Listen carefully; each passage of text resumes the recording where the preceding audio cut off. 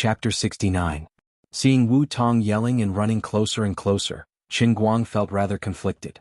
On the one hand, he was afraid of this creditor. As a man in debt, when he saw his creditor, he basically felt like a mouse seeing a cat, naturally inferior. On the other hand, he considered her identity. After all, she was a police officer. She came so quickly, and if she kept an eye on him, it wouldn't be good for him to hit her too hard. If he hit her in front of her, the scene would be too bloody and violent, and he would seriously injure her. This woman could change from a comrade to an enemy at any time. It was unreasonable for her to put him in jail for 15 days at any time. Today wasn't like yesterday. Last night, she was controlled by her emotions once and turned Lu Li into a hot girl in a bikini. If it happened again, the dignified empress would probably be naked. Even if Qin Guang agreed to it, Lu Li wouldn't agree to it. However, the other party had a lot of people after all. If he didn't hit her hard, if he really took a knife, he would be in serious trouble. Why don't you show your police officer badge, or you can take out your gun to scare them? Zhao Yu thought. Or should I abandon the car and run away first? How about I leave this big scene to you, a public servant of the people? Qin Guang had this idea. If it wasn't Wu Tong but some other male police officer, he wouldn't hesitate to run away. But looking at the dozen or so people on the other side, he thought that if he ran away with Wu Tong's temperament, she would definitely fight them head-on. If she really didn't bring a gun and fell into the hands of such a group of gangsters and bandits, she might be in big trouble. Before she became a police officer, she was even more of a delicate woman. God knows what would happen in the end. After all, the other party had come for her, and she would also suffer an undeserved disaster. Qin Guang prided himself on being a man. He couldn't do such a despicable thing. Well, it seemed that he was going to fight alongside her today. Little girl, you like to meddle in other people's business? It's none of your business here. You'd better get lost. Otherwise, after we cripple this brat, we don't mind dragging you back to have some fun. We have more than 10 people here, I'm afraid you won't be able to handle it. The one who spoke was one of the two men in shirts. He had short hair and a long scar on his face that stretched from the corner of his eye to his chin. His expression was ferocious.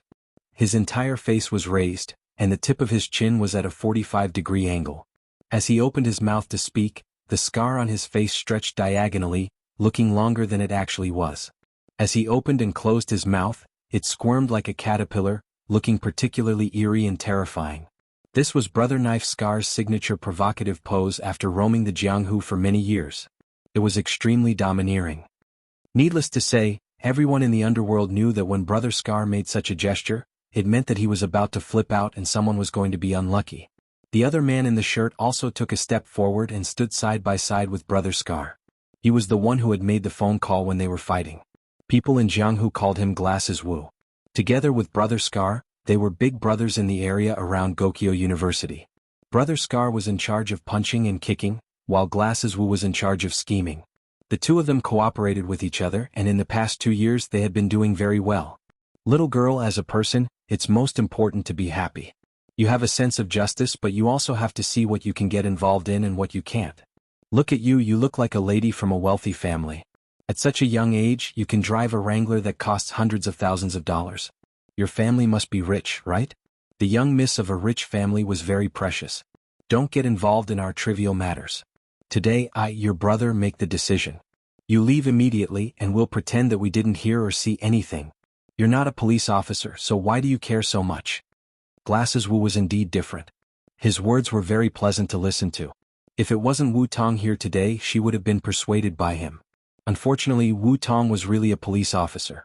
Moreover, she was a police officer with a strong sense of justice. Wu Tong had only been in the Wenxing town branch for less than 3 months. Brother Scar and Eyeglasses Wu often visited each other at the dock, so they knew every single person in the Wenxing town branch like the back of their hands.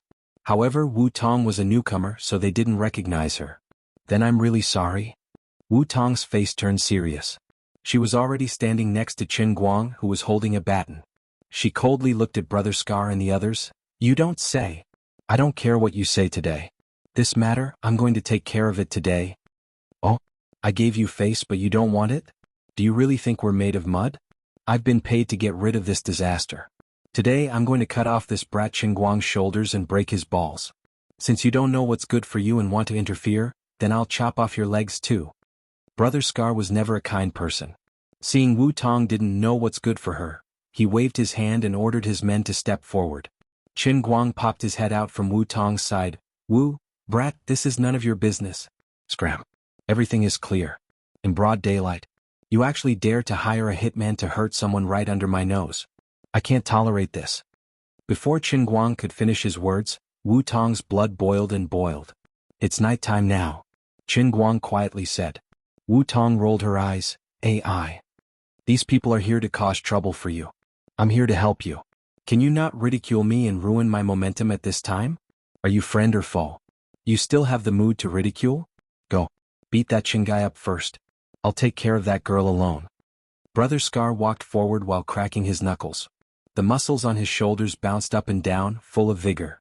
The other lackeys who had rushed to the front rushed forward, especially the 2 men in tank tops who had thrown stones at the car. They were clearly the ones in charge of the group.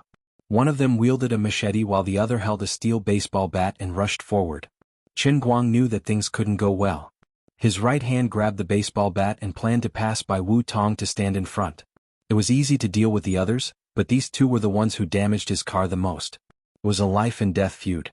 Just as he took a step forward, Wu Tong, who was beside him, shouted in surprise, Yo! You're not bad, kid. You have a controlled knife with you?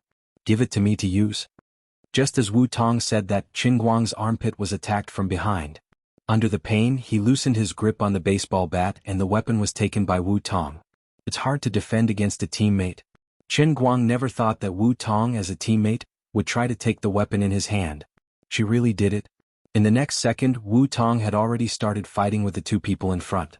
Her title as the female overlord of Wu Jing City's police force wasn't just for show. With 2 clang-clang sounds, Wu Tong, one on the left and one on the right, knocked the items out of the hands of the 2 men in front of her. Then, with 2 lightning-fast flying kicks, one aimed at the abdomen, the other at the side of the head. The 2 men screamed and fell to the side. They finally started fighting. Without the weapon in his hand, Qin Guang couldn't be afraid. I'm the 2nd officer of the An Royal. I'll go too. Why would I be afraid of you small fries? Let me lend you a hand. As he shouted, Qin Guang thought of the lines that he often saw on TV when generals fought. The third side general would often shout out the lines, and his tone was even deliberately imitating the tone of his lines. What was a professional actor? This was a professional. He wouldn't give the heavenly Holy Grail any chance. Chapter 70. Get out of the way. Qin Guang had just rushed to Wu Tong's side when Wu Tong shouted and used her other hand to block him behind her. Her other hand was holding the baton in front of her. This woman was really not weak. Even though she was fighting against many, she was still able to wield the baton like a tiger and was actually able to gain the upper hand. Wu Tong had her own reasons for snatching the blade from Qin Guang. She thought that Qin Guang was a hothead who didn't know how to control his strength. Snatching his weapon was also to protect him. She was afraid that Qin Guang would smash someone to death with his baton. As for Wu Tong, she relied on the fact that she had received professional training and was an expert in kickboxing. Although she seemed to be swinging her stick like a madman, in reality she only aimed at non-vital areas such as shoulders, arms and legs. Even if she hit them, she would at most break a bone. This sister is a public servant and dealing with these people is just carrying out her duties. It doesn't matter if I injure them. It was also because she didn't have a gun on her, otherwise Wu Tong would have directly pulled out her gun to scare them. On the other side, Qin Guang was in a difficult situation. He had originally planned to use the many killing moves that he had learned in the Sea of Transient to give these people a quick death. He never thought that he would be constantly interrupted by Wu Tong. Move aside. Qin Guang anxiously said. Waving her right hand, Wu Tong knocked another person down before she rammed her left shoulder into Qin Guang, causing him to stagger. Get up. Don't obstruct official business. Qin Guang then noticed that in just a short 10 seconds, Wu Tong had already knocked down 4 people. Female hero. Why are you so strong? He didn't know if it was because the quality of his baton was too good or if it was because this woman's strength was too heavy, but those who were hit by her were all holding their injuries and groaning on the ground. The situation changed too quickly and caught everyone off guard. Brother Scar, who was experienced and knowledgeable, finally realized something. This woman looked delicate, but her technique was not ordinary. She was not simply trained but a true professional. His own little brother had been beaten up like a chicken or a dog. Brother Scar also felt that his face had lost face. Knife Scar, wait. Eyeglasses Wu was about to say something. Brother Scar howled and rushed forward. When the eldest brother appeared, his aura was naturally different from that of the younger brother. He strode forward and took out 2 nunchakus from behind him. He had been immersed in this path for many years. The 2 nunchakus made of pure stainless steel danced like silver dragons coming out of their caves, sweeping away the clouds. Moving to Wu Tong's side, Brother Scar struck out with his dual rods. With 2 clanging sounds, Wu Tong's originally unstoppable rod finally met its match and was hit to the side. Wu Tong was powerful, but Brother Knife Scar was able to get to the top position in Wenxing Town at such a young age, and it wasn't an undeserved reputation. Finally, someone who could fight came. Wu Tong was in high spirits and shouted, "Come on!" Interesting. Awesome. Again. Watching from the side, Qin Guang could only watch helplessly as he exclaimed, "You took away my stuff. You're having a good time. But you should at least think about me. Kid, you run first. Don't worry about your car. After I take care of these people, they'll pay for it." Wu Tong finally reacted and almost forgot about the main character of the day. But she was fighting fiercely with Brother Scar and couldn't get away. She said this without turning her head. When experts fought, the scene was extremely dangerous. The others couldn't get close or else they might be accidentally injured. Qin Guang didn't want to leave at first, but Wu Tong was gradually gaining the upper hand in the fight with Brother Scar. Qin Guang felt that he didn't have any weapons, so he couldn't help much even if he went up. If he continued to stay here, if he could hit hard, even if he got injured, he might be able to take care of the other small fries with his bare hands. But he had to be wary of Wu Tong's identity as a police officer. He didn't have any weapons and he couldn't hit hard. The other side had knives, guns, and clubs. Since that was the case, it was better to make a strategic retreat and change to a spectator mode. If the situation turned bad, then he would make a plan. But now it seemed that even if Wu Tong was alone, with the sharpness of the club and her skills, she might really be able to take care of these people. Qin Guang was happy. "Well, since you're so confident and you look so majestic." The old man's body was slightly unwell, so he had to go first. He was also quick to see the opportunity. The other people saw that they couldn't get involved in the fight between Brother Scar and Wu Tong, so they turned around and came to him. "Officer Wu, you cover the back. I'll take my leave first." Qin Guang hollered before he turned around and fled. The meticulous eyeglasses Wu had already stealthily brought 2 people behind him. He couldn't stop Brother Scar from attacking, so he could only take care of this side for the time being. He smiled sinisterly and said, "Little bastard, you want to run? That easy?" Wait, what did he just say? Officer Wu? Why did the last 2 words sound familiar? Officer? Okay. Qin Guang, remember to come to the station and pay the fine yourself. Today I helped you take care of the matter. On the other side, Wu Tong still had the time to talk to Qin Guang while fighting with Scarface. She seemed to be in a relaxed mood. While Eyeglasses Wu was absent-minded, Qin Guang had already run out. From now on he was free to fly in the sky and free to swim in the sea. "Officer Wu Tong, thank you for your kindness. If you die in the line of duty, I'll be there for your funeral." Although he said so, Qin Guang didn't really run away but stopped after 2 steps. He looked back and was ready to save her at any time. On the other side, Eyeglasses Wu shouted, "Scar, stop. The woman in front of you is a police officer. Stop right now." These so-called gray forces were more or less jumping around in front of ordinary people. Recently, there were all kinds of rectification and all kinds of evildoers. How would these small fries dare to wave their swords and guns at the police? They couldn't hide when they saw them. If they really couldn't hide, they would nod and bow, hand cigarettes and so on. They even had to pat their chests and promise that they had been doing small businesses, such as opening a game hall or a small internet cafe. Eyeglasses Wu already felt that the woman was very professional, and now that he confirmed that she was a police officer, he couldn't care less about Brother Scar's fierce fight and shouted. When Brother Scar heard this, his heart skipped a beat. His hand trembled and the nunchaku that was sweeping stopped halfway. "What? What did you say? Police? Oh my God." He did intend to stop, so he stopped the nunchaku that was flying halfway. But in the end, his hand stopped but the nunchaku didn't. The nunchaku flew out of his hand and hit Wu Tong's head. Thump. Aya. Wu Tong's crazy movements came to an abrupt stop, and she glared at Brother Scar for about 3 seconds before cursing, "You cheated." Then there was nothing else. Wu Tong's eyes turned black and she fainted. She fell to the ground like a dead pig. On the other side, Qin Guang's face darkened. "My sister, you're not playing by the rules. Weren't you acting almighty just now?" The others had already given up and let go of their weapons. "Why did you use your head to receive this blow? Aren't you making it impossible for them to surrender?" Chapter 71. He couldn't care less and rushed into the crowd again. F***CK. You guys really dare to do this? Do you know who this is? That guy on TV 2 days ago?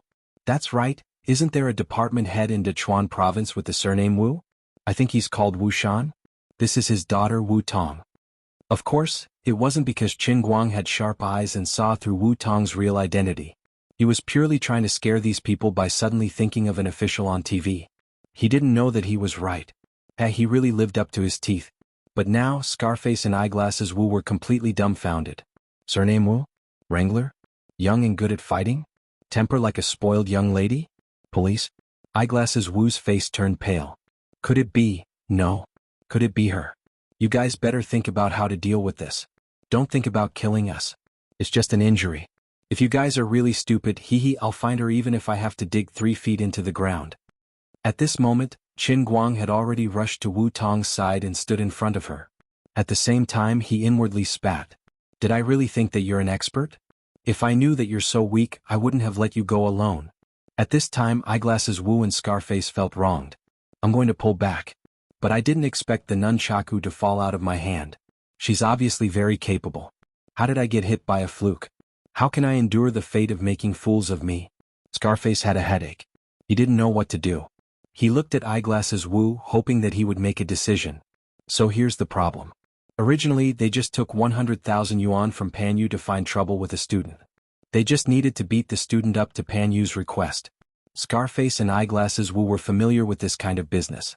If they said they would beat the student up to 0.75, they would never beat the student up to 0.76. Although 100,000 yuan wasn't a lot, it wasn't a small amount either. The matter wasn't complicated either. If it was done well, they could also get on Pan Yu's good side. In the future, they might be able to cooperate with Pan Yu's company. This was supposed to be a happy thing, but in the actual process, there was an accident and the situation was very serious. He had taken down a police officer, and he was a second-generation police officer with an official background. Facing such a situation, what should he do? Eyeglasses Wu was indeed a genius. It only took him 5 seconds to come up with a decision. He tugged at Brother Scar's sleeve, turned his head, aimed in a direction and shouted, "Run!" Of the 36 stratagems, retreat is the best stratagem.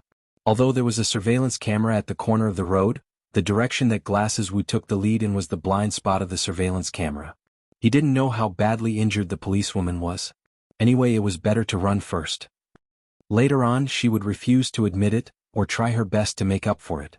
She had to pay, she would pay. She had to run, she would run. It was definitely not a good idea to stay here and be caught red-handed. The few people who were knocked to the ground earlier also recovered one after another. The others who could still move also supported each other and prepared to escape. Trying to run after acting tough? Qin Guang didn't agree. He took the baton from the unconscious Wu Tong and sprinted forward. In a few steps, he stood in front of Glasses Wu and Brother Scar. "Brat, we came for you today. Now that there's an accident, we're in a hurry to leave, but you still came to us to court death? Do you believe that I only need 5 seconds to take care of you? It won't take too much time." Brother Scar laughed sinisterly, raised his baton and pounced forward. It was a bit painful to accidentally hurt the policewoman. If he just ran away like this, he would indeed suffer a double loss. If he could take care of this brat before he left, he could at least protect his wife. Seeing him coming aggressively, Qin Guang grinned. "Is that so? 5 seconds? You don't have a lot of work to do?"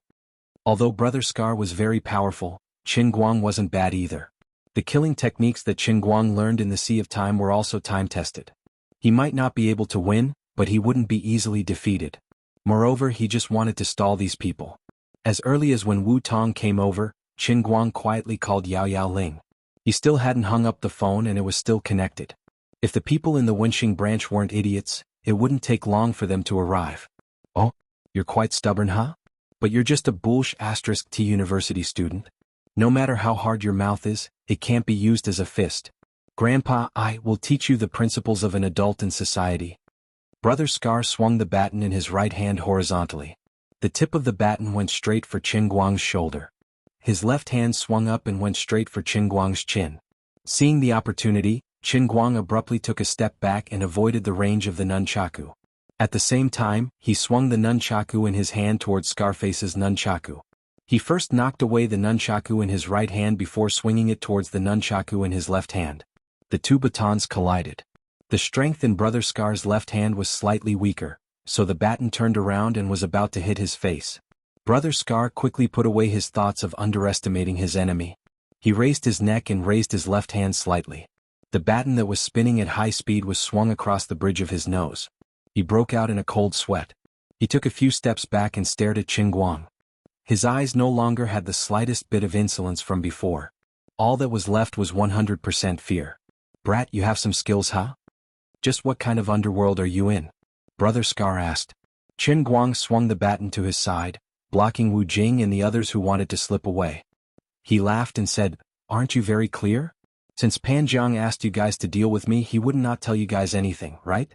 Aren't I a student of this Gokyo University? I guarantee it." Brother Scar frowned again. In his heart, he only believed less than 30% of Qin Guang's words. He was indeed a university student. But from the short exchange between the two of them, this person's skills were not bad.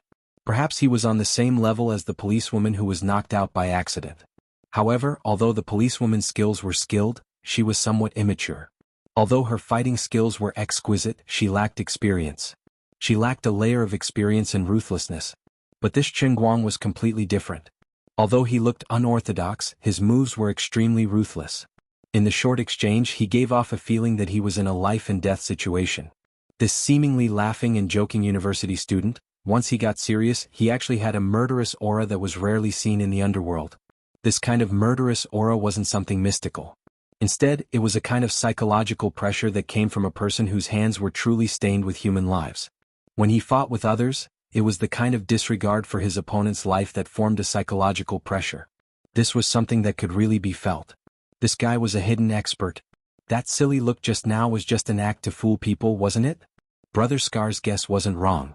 Ever since he left the Transient Sea, Qin Guang had spent a lot of effort to change his temperament that he had developed on the Enroyal. Previously, when he fought with people in school, he only got a little serious with Kim Jongpan. Unfortunately, that Taekwondo expert was just an empty shell. He was defeated in one move, so he wasn't able to fight to his heart's content. Later on, he met Second Uncle One. That old man was so strong that he couldn't be reasoned with. When I was fighting with you, you pulled out some internal energy to cheat. I don't even know what that is. Everyone's level wasn't even on the same level. There was no way to play or have a pleasant conversation. Today he met Brother Scar, this so-called underworld person. The other party was hired to cause trouble. Qin Guang had long wanted to take the opportunity to fight to his heart's content. Chapter 72. Unfortunately, this was the real world, not the world in a cup created by the heavenly Holy Grail, where it couldn't easily take someone's life. Otherwise, Qin Guang would have at least 3 ways to kill Brother Scar on the spot. He was someone who had died 95 times. If they were to fight to the death and both parties were of similar skill levels, they could trade injury for injury and life for life. Qin Guang had a wealth of experience trading 1 for 1, so unless he was courting death, he would definitely win. Killing the other party was actually much easier than beating him fair and square. Qin Guang was indeed struggling to control his thoughts of killing the other party. He was a little tired. That Pan guy found us such a powerful opponent, but he only gave us 100,000 yuan. That's not fair at all. We've been scammed. Eyeglasses Wu said with an ugly expression. Brother Scar nodded. Logically speaking, that's true. But since we've already accepted the job, whether we make a profit or lose is a matter of the future. Right now, he's not letting us go. Qin Guang's face darkened. That's right. None of you can leave today.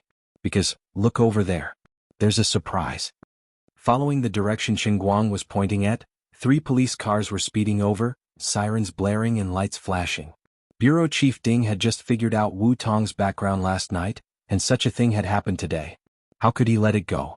First, Wu Tong's internal communication device sent a distress signal, followed by Qin Guang's live broadcast of the police station. Chief Ding happened to be the leader on duty at the station tonight, and when he heard the news, he almost pissed his pants. It was like poking a hornet's nest, and the entire station exploded. From the time the signal was received to the time all the officers were dispatched, not even a minute had passed. Weren't they already here? They had practically broken the record for the fastest dispatch of the Wenxing station. Seeing that these people were so scared that their legs turned to jelly, Qin Guang struck while the iron was hot. Alright, I advise you guys not to run. If nothing happens to Wu Tong, then today's incident isn't too important. You guys can just hand over the person behind the contract and deal with him accordingly. If Wu Tong is seriously injured, where can you run to? How about this? She was looking for me for something today. She's an acquaintance. Old man, I still have some say in front of Wu Tong. Now that my car has been smashed by you, if you can properly compensate me for the money you owe me, I'll be happy and put in a good word for you later. Then things can be a little better. What do you think? Brother Scar hung his head in resentment. There was really no way to run. Eyeglasses Wu, who was at the side, tactfully came forward. Fine, we brothers admit defeat today. At the end of the day, the fault lies with Pan Dehai, the vice president of Tongyun Construction Company. He was the one who paid us to stop you. He only said that you're a university student and didn't say anything else. We were unlucky to bump into this policewoman.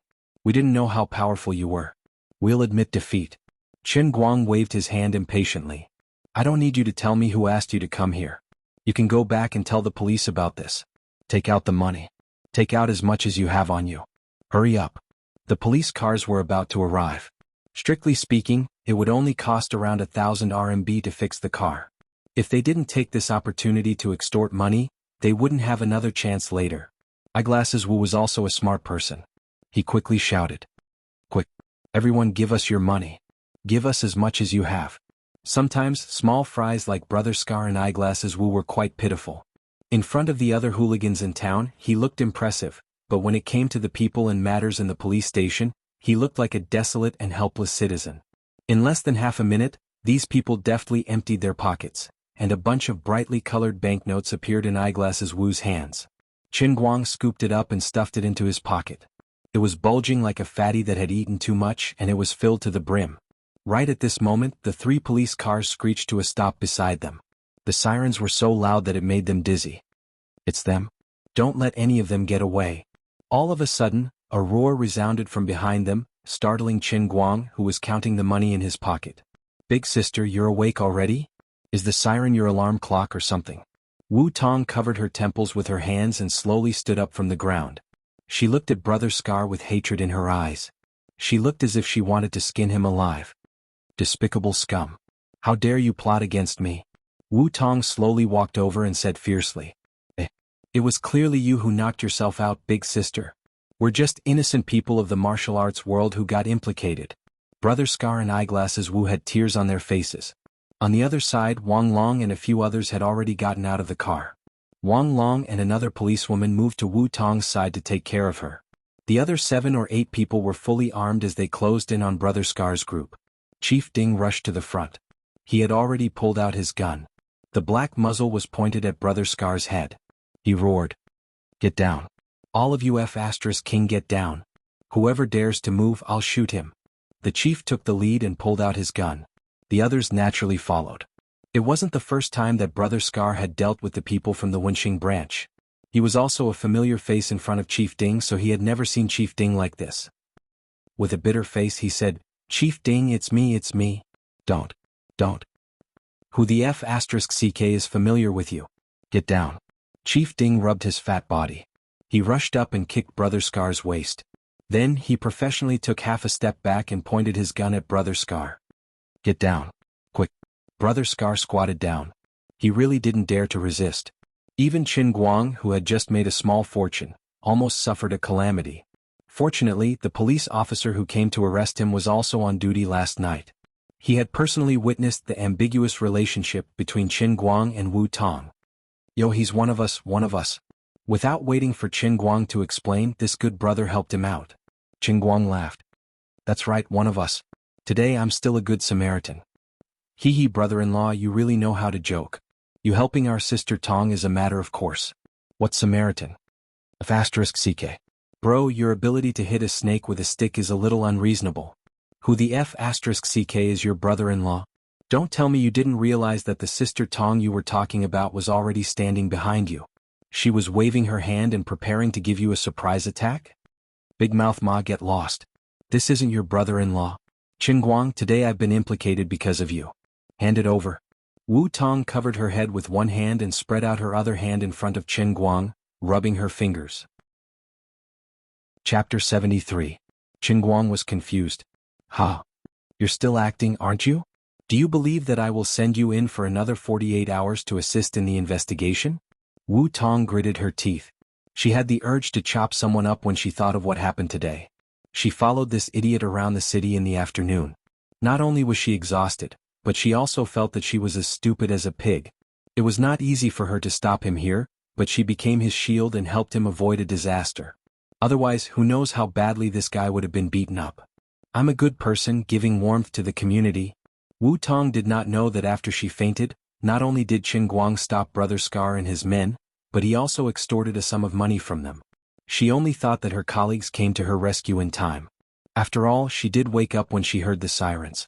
When she opened her eyes, she saw her colleagues jumping out of their cars, and Qin Guang was surrounded by them with an innocent look. The more Wu Tong thought about it, the more she felt wronged. She could not accept it and she could not die in peace. Qin Guang was stunned by her words. She could really send him in for 48 hours. Every second of my time is precious. How can I waste it in there?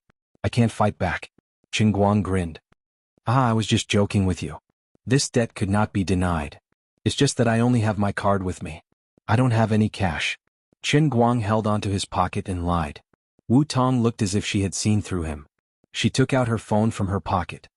PayPal transfer. Don't tell me that you don't have a PayPal when you're a university student. Qin Guang continued to lie. I really don't have any. On the other side, Brother Scar and his men were all obediently waiting to be captured. Wang Long had nothing to do. He came over and took out something from his pocket. I have a Lakera phone card reader here. You can swipe your bank card directly. Damn it. Why are you police officers? Why don't you open a bank? This time he really couldn't deny it. Qin Guang could only take out his bank card and swipe it for Wu Tong. However, as soon as she woke up, she was in the mood to settle the debt. The blow on her head just now didn't seem to matter, so she was relieved. That was right. Unreasonable Tong Tong would not be easily killed. According to the nature of television dramas, the amnesia buff would definitely be triggered after being hit in the head. Fortunately, this was not a television drama. Chief Ding came over and wanted Wu Tong to go to the hospital for a checkup. But Wu Tong felt embarrassed today, so she waved her hand. It's just a small injury. It's not a big deal. The case is more important. Chief Ding, you've worked hard. Please escort these suspects back first. I'll talk to Qin Guang for a bit before heading back to the station. Today we must investigate this contract murder case thoroughly. Brother Scar, who was about to be escorted into the car, couldn't take it anymore. He quickly turned around and howled, "What do you mean by hiring a killer? Don't make such a big hat. It was just hurting people." Hurting people. Eyeglasses Wu raised her head and looked at the waning moon in the sky. She looked like she didn't want to know Brother Scar. Brother, can you be more straightforward? I think they don't need to interrogate you. They just used a little trick to scare you and you'll confess everything? When the escort car and police cars gradually went away, Wang Long was left sitting in Wu Tong's Wrangler. Wu Tong looked at Qin Guang with a complicated expression. Qin Guang's heart thumped. Could it be that she still has feelings for him? I have to nip this scary bud in the bud. Are your injuries really okay? I was scared just now. Hey, why is it that the words coming out of my mouth and my heart are completely different? My heart doesn't want it, but my body is too honest. Wu Tong shook her head. It's not a big deal. I just happened to be hit in the temple. I didn't feel it when I recovered. That guy with a scar on his face is too shameless. He actually used a weapon to sneak attack me. Otherwise I wouldn't have lost. Yeah, he's too shameless. I can roughly guess who hired someone to do this. Don't worry, I'll give you an explanation. This kind of behavior is challenging the bottom line of the law enforcers. If everyone takes revenge, what's the use of the law? Qin Guang nodded. Yeah. Let's uphold the dignity of the law. But Pan Zhang's father seems to be the vice president of some construction company. He's quite powerful. How do you know it's Pan Zhang's family? Wu Tong was shocked. Qin Guang covered his head. Sister, I got into Gokyo University fair and square. I scored more than 640 points in the college entrance examination. I'm not stupid. Can you not question my intelligence? That's true. Apart from that, Pan Zhang's attempted rape also needs to be explained to the female victim. We can settle these two matters together, Wu Tong said. Qin Guang was puzzled. Didn't you say that he didn't commit a crime? Now you're... Wu Tong snorted. But I didn't say that I'll let him get away with it. Why should I explain to you what I do? Anyway, go back to your school and be a good student. I can at least guarantee that you won't be harassed by Pan Zhang's family anymore. Qin Guang was amused. That's great. Thanks a lot. Seeing that he was about to leave, Wu Tong looked at his car and suddenly remembered something. Oh yeah, let me ask you. Why are you driving around the city in broad daylight? Don't tell me. Wu Tong wanted to ask him if he noticed that she was following him. Scratching his head, Qin Guang waved his phone and replied, "Nothing much. My mom is sick and needs medication. It's tens of thousands of yuan a month. I usually work and study to earn some money. It's not easy for me to save up a little more than 10,000 yuan. Doesn't that mean I have to pay you a fine of 10,000 yuan? That's for my mom's medication. I have no choice but to make a few more trips to get the money as soon as possible." His words were half-truths. His motive was simple. Seeing that she was a good person and had taken his money, he would be happy if he could make her feel a little guilty. Wu Tong was stunned. "You're on the internet? My liver hurts. My stomach hurts too." No wonder he had been wandering around the city all day. He was running the internet. How could I be so stupid? Oh no, my blood sugar is low and I'm feeling dizzy. Wu Tong's face was black as she laid on the Wrangler's passenger seat. However, she understood why Qin Guang was so determined to renege on his debt. It turned out that his family was in such a difficult situation. This was his mom's medication. Come to think of it, I was too much. A hateful person must have a pitiful side. Wu Tong indeed felt guilty. When she looked at him again, she was much more pleasing to the eye. She thought to herself, a filial man can't be that bad, right? She stuck her head out of the window and said to Qin Guang, who was wiping the front windshield with a rag, "How about I return the money to you first? Just take it as a loan." Qin Guang shook his head. "It's okay. I'll figure it out myself later." "Okay, then I'll go." Wu Tong waved at Qin Guang and gestured for Wang Long to drive. Wang Long whispered, "You like him, right?" Wu Tong rolled her eyes. "He's just a kid. How can I like him? Stop joking. Yesterday I must have gone crazy and taken the wrong medicine. I was going to beat him up today to vent my anger, but I ran into those ignorant hooligans and ruined my plan." Wang Long only smiled and didn't say anything. He thought to himself, even if Brother Scar and the others weren't around, she wouldn't have been able to do it. Why don't you think about what you were like yesterday? On the other hand, Wu Tong knew that the feeling from yesterday might be brief, but it left a deep impression on her. When she recalled it, her face would still turn red, and her heartbeat would quicken by 10% when she spoke to Qin Guang earlier. It wasn't much, but she was sure that it was faster than usual. She thought to herself, what the hell? How could I like this guy? There's no reason.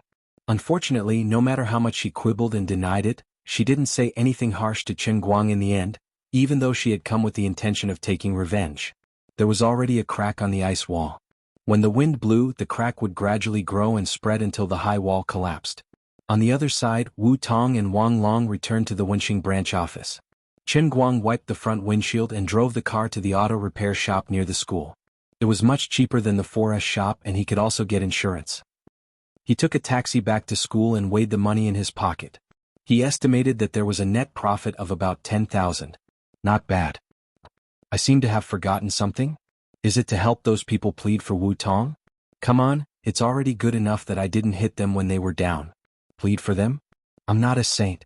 After tricking Brother Scar and the others, Qin Guang didn't have any psychological burden at all. He happily returned to the dormitory. He didn't know that Pan Zhang's family was in big trouble. Wu Tong was really angered by Pan Zhang's family. Chapter 74. Early the next morning, Qin Guang was woken up by his phone ringing. He opened his eyes in a daze and looked at the time. It was only 8 o'clock in the morning. He picked up the phone and impatiently said, "Who is it? If you have something to report to me, if not, get lost. I will kill you with a mouthful of salt soda. Go downstairs. Hurry up. I don't have time to waste with you, I'm waiting for you to assist in the investigation." Wu Tong's annoying voice came from the phone. At this moment, Qin Guang was speechless. He wondered if he had been possessed recently. "This policewoman, you're still haunting me, right? Don't you know you're very annoying? What's wrong with me? Big sister, don't you know you're annoying? Didn't I give you the money? Can we not contact each other in the future?" Qin Guang said what he thought. This time, Qin Guang was very honest. On the other side of the call, Wu Tong's face was so pale that water could be squeezed out. "I'll count to 3.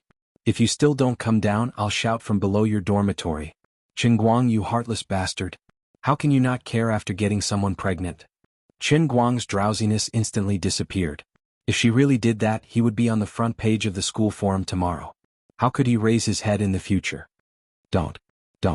I'll be right down." Rolling out of bed, he hurriedly comforted the phone. That's more like it. I'm asking you to cooperate with the investigation, not asking for your life. Your classmate Sun Xiaoxuan is also here. Today we will close the case of Pan Dehai and Pan Zhang's attempted rape. Isn't this helping you? Wu Tong spat and then hung up the phone. Sun Xiaoxuan, who was at the side, opened his mouth and looked at her as if he saw a ghost. Wu Tong proudly raised her eyebrows at Sun Xiaoxuan. What did you just say? You said he can't get up so early? I think it's quite simple. This man, as long as you find his weakness, it's very easy to deal with him. Sun Xiaoxuan, you're still young. You have to learn more. Sun Xiaoxuan turned his face away. He felt that it was a bit embarrassing to stand with this policewoman. At the same time, his heart was already on guard. It seems that I have another rival in love? 3 minutes later, Qin Guang went downstairs. Wu Tong couldn't stop laughing at the teacup in his hand. Don't you think it's shameful for a man to carry such a sissy cup all day long? Qin Guang was too lazy to bother with her. He turned his face away and smiled at Sun Xiaoxuan. In Guang's hospital, Pan Dehai was sitting next to Pan Zhang's bed.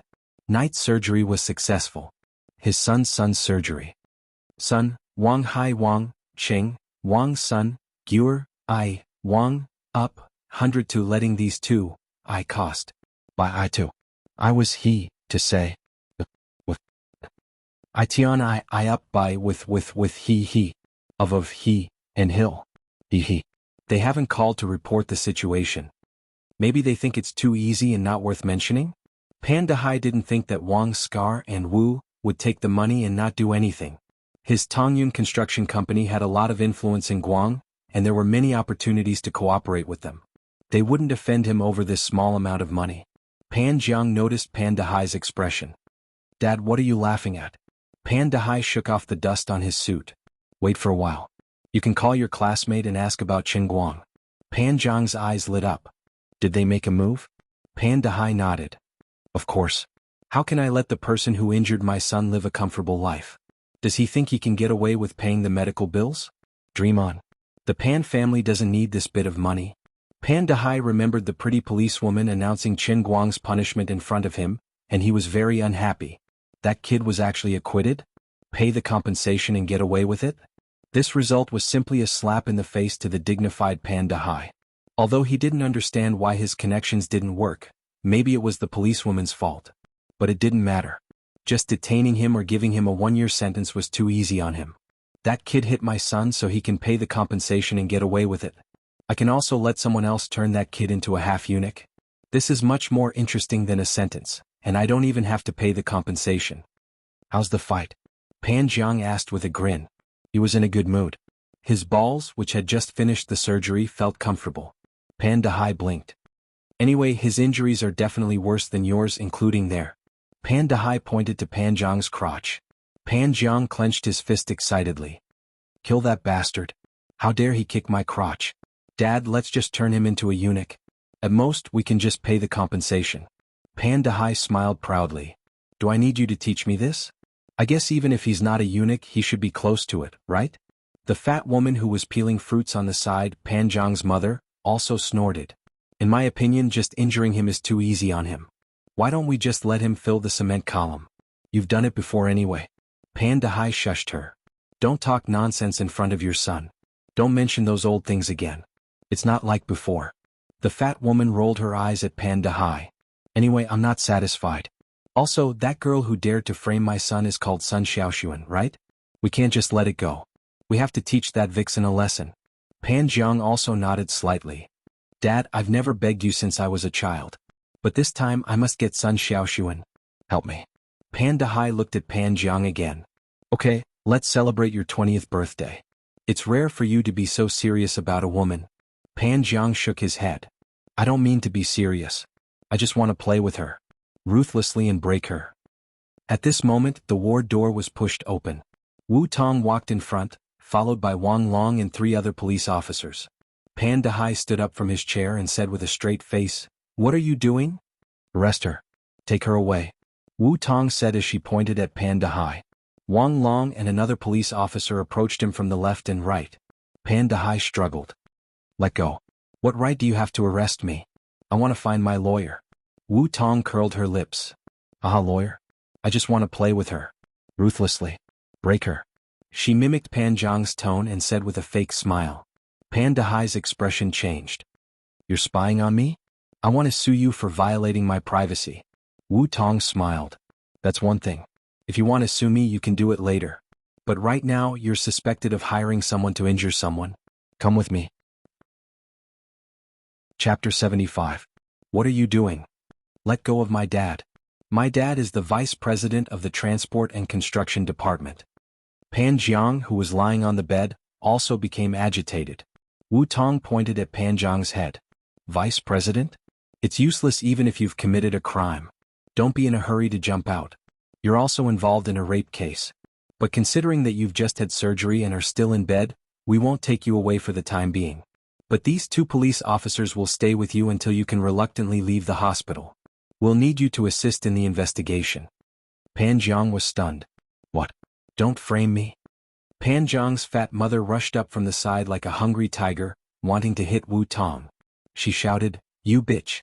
Don't wrongly accuse my Pan and Xiao Jiang. I'll kill you. No matter what, Wu Tong was an expert in Wujing City's police force. How could she let this fat woman get away with it?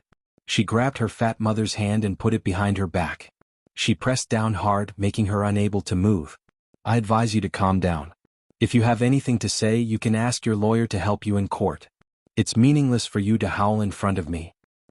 Bitch, let go. I know Chief Wang of the Municipal Bureau. Don't go too far. None of you here will have a good ending. The fat mother continued to howl. Wang Long, who knew what was going on, thought it was very funny. Wang Long only learned of Wu Tong's real background from Bureau Chief Ding 2 days ago. Her background was frighteningly big. That Bureau Chief Wang would never have the guts to touch a hair on Wu Tong, unless he didn't want to work anymore. Besides, Wu Tong was enforcing the law normally. There was no violation of the law. Before everyone set off, Chief Ding had already completed all the procedures to file a case. Take her away. Wu Tong ignored the fat woman's clamor and just pushed her forward. She turned around and called Wang Long and the other 2 police officers to leave, leaving the 2 of them to watch over Pan Jiang in the ward. Pan Dehai reluctantly followed the crowd out. He turned back and said, Honey Pan Jiang, don't worry.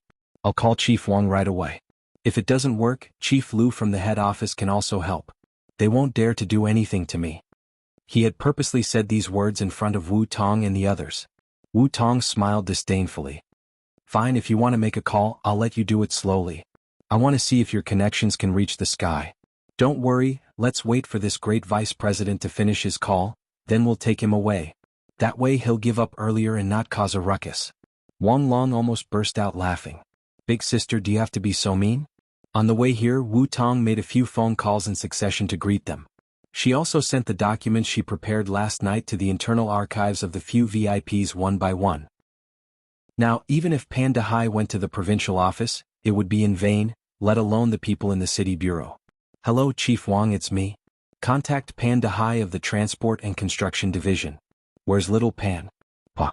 The call was cut off. Director Zhou, hello? Pa, the call was cut off again. Boss Lu, it's me Pan Dehai. Something happened here. Finally, there was someone who didn't hang up the phone. It was the boss of Tongyun Construction Company, Boss Lu.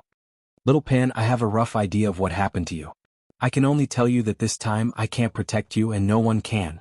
I've always told you that now that we're doing business, we have to act like businessmen. Do you still think it's the old days? But you don't listen to me. You always like to do things your own way. Now, something happened, didn't it? Although I don't know how you offended others, you have to bear the consequences of your own mistakes. I can't let the whole company get involved in your matters. Do you know? You've pierced the heavens, you've gotten yourself into big trouble. Boss Lu said a few more words, but it extinguished the last glimmer of hope in Pan Dehai's heart. Boss Lu had been operating in Wujing City for many years and had a wide network of connections. He was the kind of person who was quite popular in the entire Sichuan province, both in the underworld and in the underworld. Pan Dehai was also his right-hand man, and he had helped him many times in the past. But this time he was going to abandon him without even thinking about it. It's over. His hands trembled as he hung up the phone. Pan Dehai's face no longer had the confidence and pride from before. Wu Tong glanced at him. Are you done with the call? Are you satisfied now? Can you leave with me now? Pan Dehai asked in a trembling voice. You? Who are you? Why is that? Who wants to mess with me? Why are you still so stubborn? Does it matter who I am? No one wants to mess with you and you don't have that value. What do you call this? You've made a trap for yourself. Actually, it wasn't that big of a deal for you to hire a hitman to hurt someone, but I seem to have heard something really big just now. I've seen a dossier before.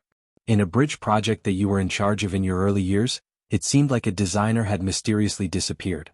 It was written in black and white in the dossier that the designer and the project manager, Pan Dahai, had always had a grudge against each other. Boss Pan, your story is quite complicated. Wu Tong's words were said lightly, but they hit the soft spot in Pan Dahai's heart that had been hidden for many years. His face suddenly turned snow-white, and his whole body slowly fell limply to the ground. Looking at his pitiful state, Wu Tong rolled her eyes. He didn't deserve any sympathy. If you want to talk about the law, I'll talk about the law with you. If you want to compete with connections, I'll let my father compete with you. The matter this time wasn't that serious, but he had a criminal record in the past. If she dug it all out, he would probably fall into the abyss. Last time, in order to collect evidence for Pan Zhang's rape case, she had secretly hidden a listening device in the fat woman's clothes. If nothing unexpected happened, she could also solve a murder case from 10 years ago. It was really killing two birds with one stone. Pan Dahai was being carried out of the ward, and he saw Qin Guang and Sun Xiaoshuan poking their heads out of the door. Qin Guang had long been hiding at the door, and he had heard most of the conversation inside. When Wu Tong used the listening device just now, he was also at the side. Seeing Pan Dahai come out, Qin Guang went up to him. Hello, Uncle Pan. I'm Pan Zhang's classmate, Qin Guang. I heard that someone kicked his egg, so I brought some quail eggs to visit him. Eat it to make up for it. As he spoke, Qin Guang actually took out a quail egg from his pocket, and then he crushed it with his fingers. Qin Guang? That bastard who injured Pan Zhang. He's here to watch the show? Pan Dahai felt suffocated and his eyes rolled back. He was so angry that he almost fainted. Back in the ward, Pan Zhang's fat mother also knew that things were getting out of hand, but the biggest mistake she made was the words she had said.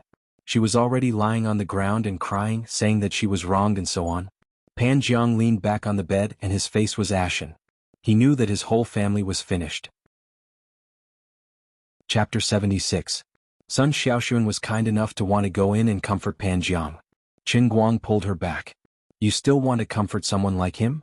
Didn't you hear what he said just now? Save it and go away. I don't think he'll give up so easily. There are some things that I have to talk to him face to face. With that, Qin Guang walked back into the ward. Wu Tong wanted to stop him. Qin Guang, what are you doing? Don't go in and cause trouble. Qin Guang's expression was very serious. Officer Wu, I really don't want to go in and cause trouble. You don't understand, Pan Zhang.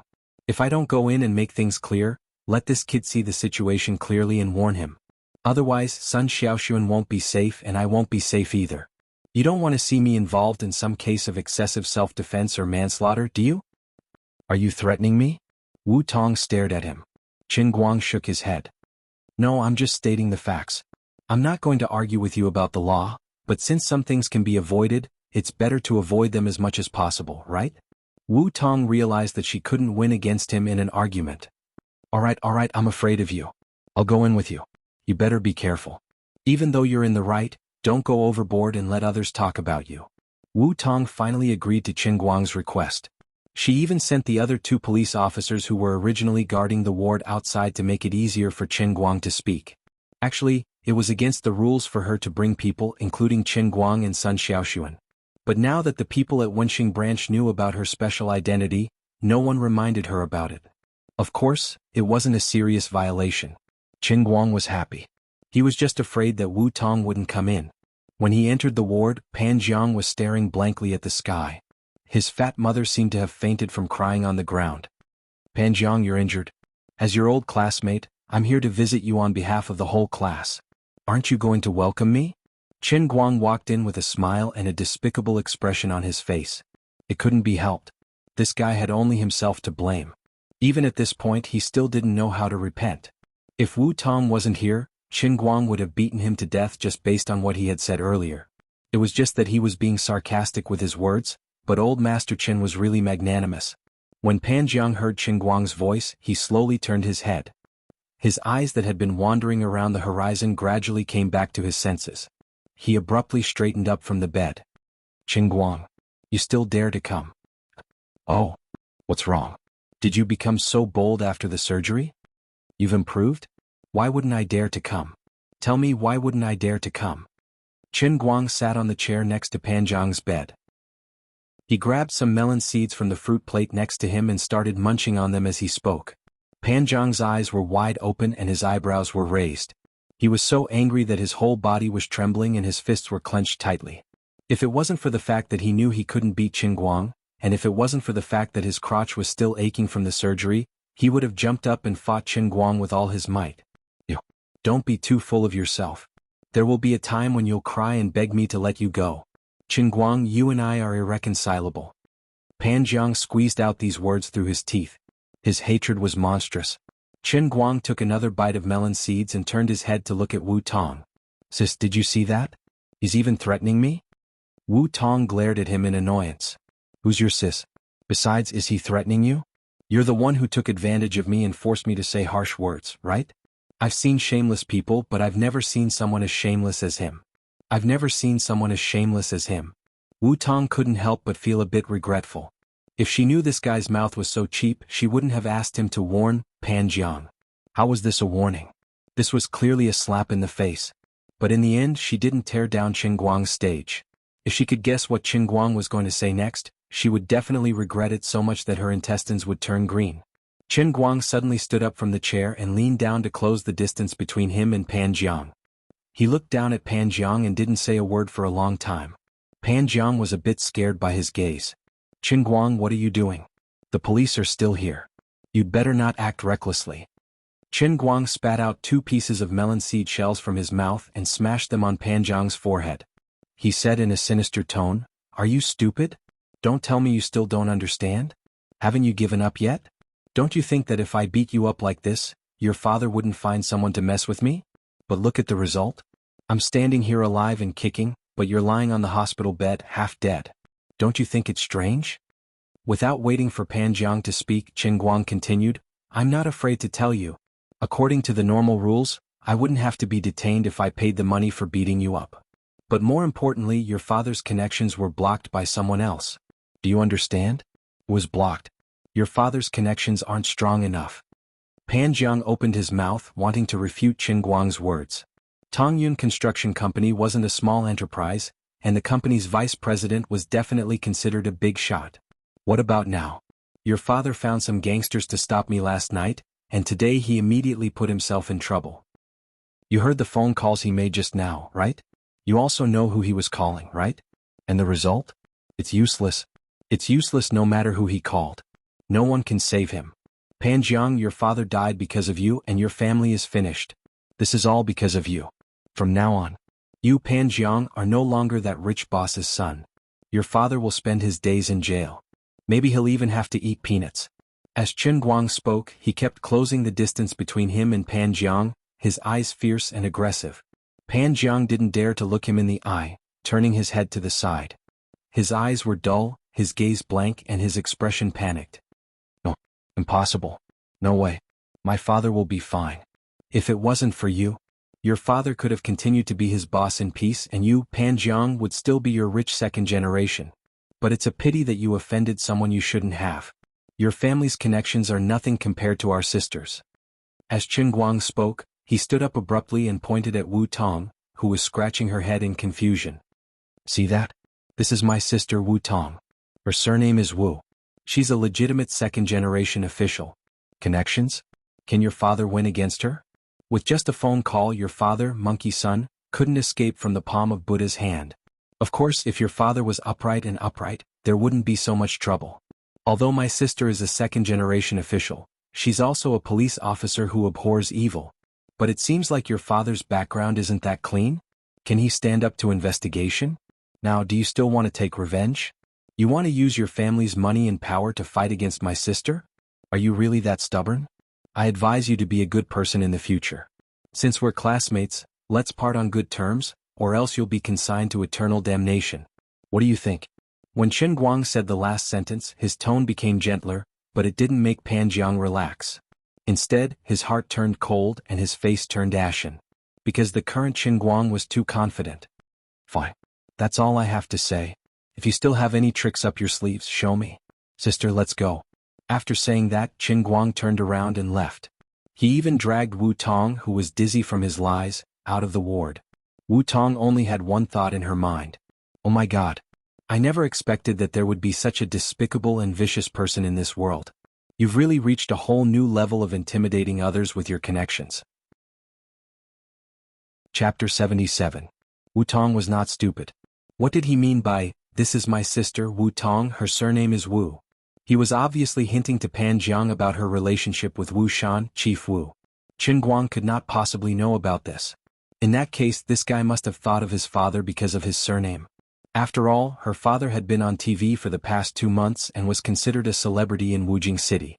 He was purposely creating a misunderstanding for Pan Jiang, making him think that she was Chief Wu's daughter. He actually guessed correctly. Are you born in the year of the dog? If Wu Tong knew that this was the second time Qin Guang had used the same trick, she might have the urge to strangle Qin Guang. Actually, after she left the ward, her hand was already on Qin Guang's neck. Yo. What kind of person do you think I am? Since when did I become your sister? I'm not close to you. Don't try to pull a fast one on me. Wu Tong was furious. That's too much. Of course, even though she said that and looked as if she wanted to eat someone up, in the end she didn't really have the heart to do it. She was a person who had a sharp tongue but a soft heart. Just like the day when she had recovered from her emotional state, she looked like she wanted to beat Qin Guang to death with a rubber baton. But until today she did not do it. Qin Guang laughed and moved Wu Tong's hand away from his neck. All right. Who are you? You're the people's justice. The protector of justice in the world. Officer Wu. I'm doing this to kill Pan Jiang's motive in the cradle. I'm also defending the dignity of the law. Wu Tong spat at him and said, Save it. No matter how I look at you, I still think you're going to add insult to injury. Qin Guang shook his head. No. Look at me, look at my sincere eyes. Believe me, I'm not that kind of person. As Qin Guang spoke, his eyes widened as he stared at Wu Tong, getting closer and closer. Wu Tong turned her head and looked directly at Qin Guang's big face. She said, What are you doing? Wang Long and the others are waiting down there. Let's go, let's go. As she spoke, Wu Tong suddenly stopped talking. Looking at him at such a close distance, she suddenly recalled that night. Whenever she saw him, her heart would beat wildly, as if it was about to jump out of her throat. The hospital corridor, which was originally bustling with people, suddenly became dead silent. She could even hear her own heartbeat, which was getting louder and more intense. Her breathing also gradually became nervous and hurried. Wu Tong thought that a long time had passed, but it was actually less than 10 seconds. She turned her head to the side and pushed Qin Guang away. Stop it. Give me an explanation. Otherwise, you'll have a taste of your own medicine. Qin Guang flashed to the side to avoid Wu Tong's sneak attack. With a straight face, he seriously said, Officer Wu, you don't understand Pan Jiang. You're right. I just deliberately made up your identity to look like I was taking the opportunity to humiliate him. But in my eyes, he's just a passerby in life, so there's no need to find pleasure from him. But you also saw that he didn't have the slightest bit of repentance just now. He hates me and Sun Xiaoxuan to the bone. Even if he's sentenced to prison because he drugged the class monitor, it won't be more than 2 years, right? Not to mention that he didn't succeed, so I'm afraid the time is even shorter, right? Wu Tong felt a bit disappointed when he turned serious and even called her Officer Wu. But she didn't show it on her face. She also put on a solemn expression and nodded. That's true. Qin Guang solemnly replied, That's right. He will regain his freedom sooner or later, and if he maintains the same mentality as before, coupled with the fact that his father, Pan Dehai, must have left him quite a sum of money. If that's the case, can I and the class monitor study in peace in the future? I'm afraid we'll have to live in fear all the time, right? So, that's why I'm borrowing your power to suppress his heart. To make him feel that there's no hope for him to succeed in his revenge. Or even if he succeeds, he won't be able to bear the counterattack of my big sister, Officer Wu. In the future, he'll gradually let go of the hatred he has for me and the class monitor, and steadily live his second life. As the saying goes, revenge breeds revenge. When will it ever end? I've put a lot of effort into this, so please understand. How do you know he'll really be scared? Wu Tong didn't believe it. Qin Guang smiled confidently. If it was someone else, this trick of mine might not be effective. But for Pan Jiang, I'm willing to bet 10,000 that it'll definitely be effective. The more obsessed a person is with power and money, the more they'll be afraid of someone stronger than them. On the surface, Pan Jiang looked like a crazy person who relied on his family's wealth and power to be arrogant, domineering, and disregarding the law. but in fact he was a slave to real power in his bones. His father is currently in big trouble. Although he doesn't know why no one responded to him when he called for help, it doesn't matter. At least it can give Pan Jiang the illusion that there's a big shot who wants to mess with Pan Dahai. I also took advantage of the fact that the armed police officer had the same surname as that high-ranking official Wu, so I lied to him. Needless to say, he'll think in that direction himself. Wu Tong rolled her eyes. This guy, what illusion that there's a big shot who wants to mess with Pan Dahai. Fake your face. Wu Shan is my dad. I'm the one who wants to mess with Pan Dahai. Of course, she couldn't bring herself to say it out loud. Otherwise, wouldn't Qin Guang think she was showing off? You stinking brat. You're really something. Wu Tong stretched out her finger and poked Qin Guang's head. She rolled her eyes at him. All right, there's nothing for you to do here. I'll go back to the station first. I'm afraid there's still a lot of cases behind Pan Dahai that need to be dug up. Most of the credit should go to me. This is the biggest contribution I've made since I started working. Last night, the arrest of Brother Scar's gang was also my credit. I owe you a favor. I'll treat you to a meal later. I'll leave first. After walking a few steps, Wu Tong turned around and looked at Qin Guang from head to toe. She had to say after everything was over, this brat was quite pleasing to the eye. Perhaps Wu Tong didn't feel it herself, but after that unforgettable night of emotional torture, although that feeling had disappeared, the memory remained. Although she said she hated him and couldn't get used to seeing Qin Guang again, deep in her heart she couldn't bring herself to hate him at all. She thought about how she always suffered losses whenever she met this guy. On the first day she wanted to detain him for 15 days, but he walked away with his head held high. On the second day she wanted to beat him up, but she ended up helping him beat others instead. Instead she became his free thug. Today she was used by this guy again. He said that she pretended to be a rich second generation to scare Pan Jiang, but it turned out to be true. Wu Tong had suffered too many losses. If she didn't get back at him, she wouldn't feel at ease. Oh, that's right. Didn't this brat call me sister just now? I'll go along with it and make this brat shorter than me for no reason. I'll piss you off. Brat. I'll remember what you said just now. When you see me in the future, call me sister. Do you hear me? I'm your sister. Behave yourself. Don't let me catch you and send you to the police station. Otherwise, you won't be able to bear the consequences. Oh, you're still thinking about that 11,000 yuan? Don't worry about it. I can lend it to you, but don't think about winning it back from me. Let's go. This time Wu Tong really left. She whistled and skipped. She was in a good mood and very proud of herself. She never thought that if she really recognized Qin Guang as her brother, she would be the one at a disadvantage. Chapter 78. Why are you looking at me like that? Is there something on my face?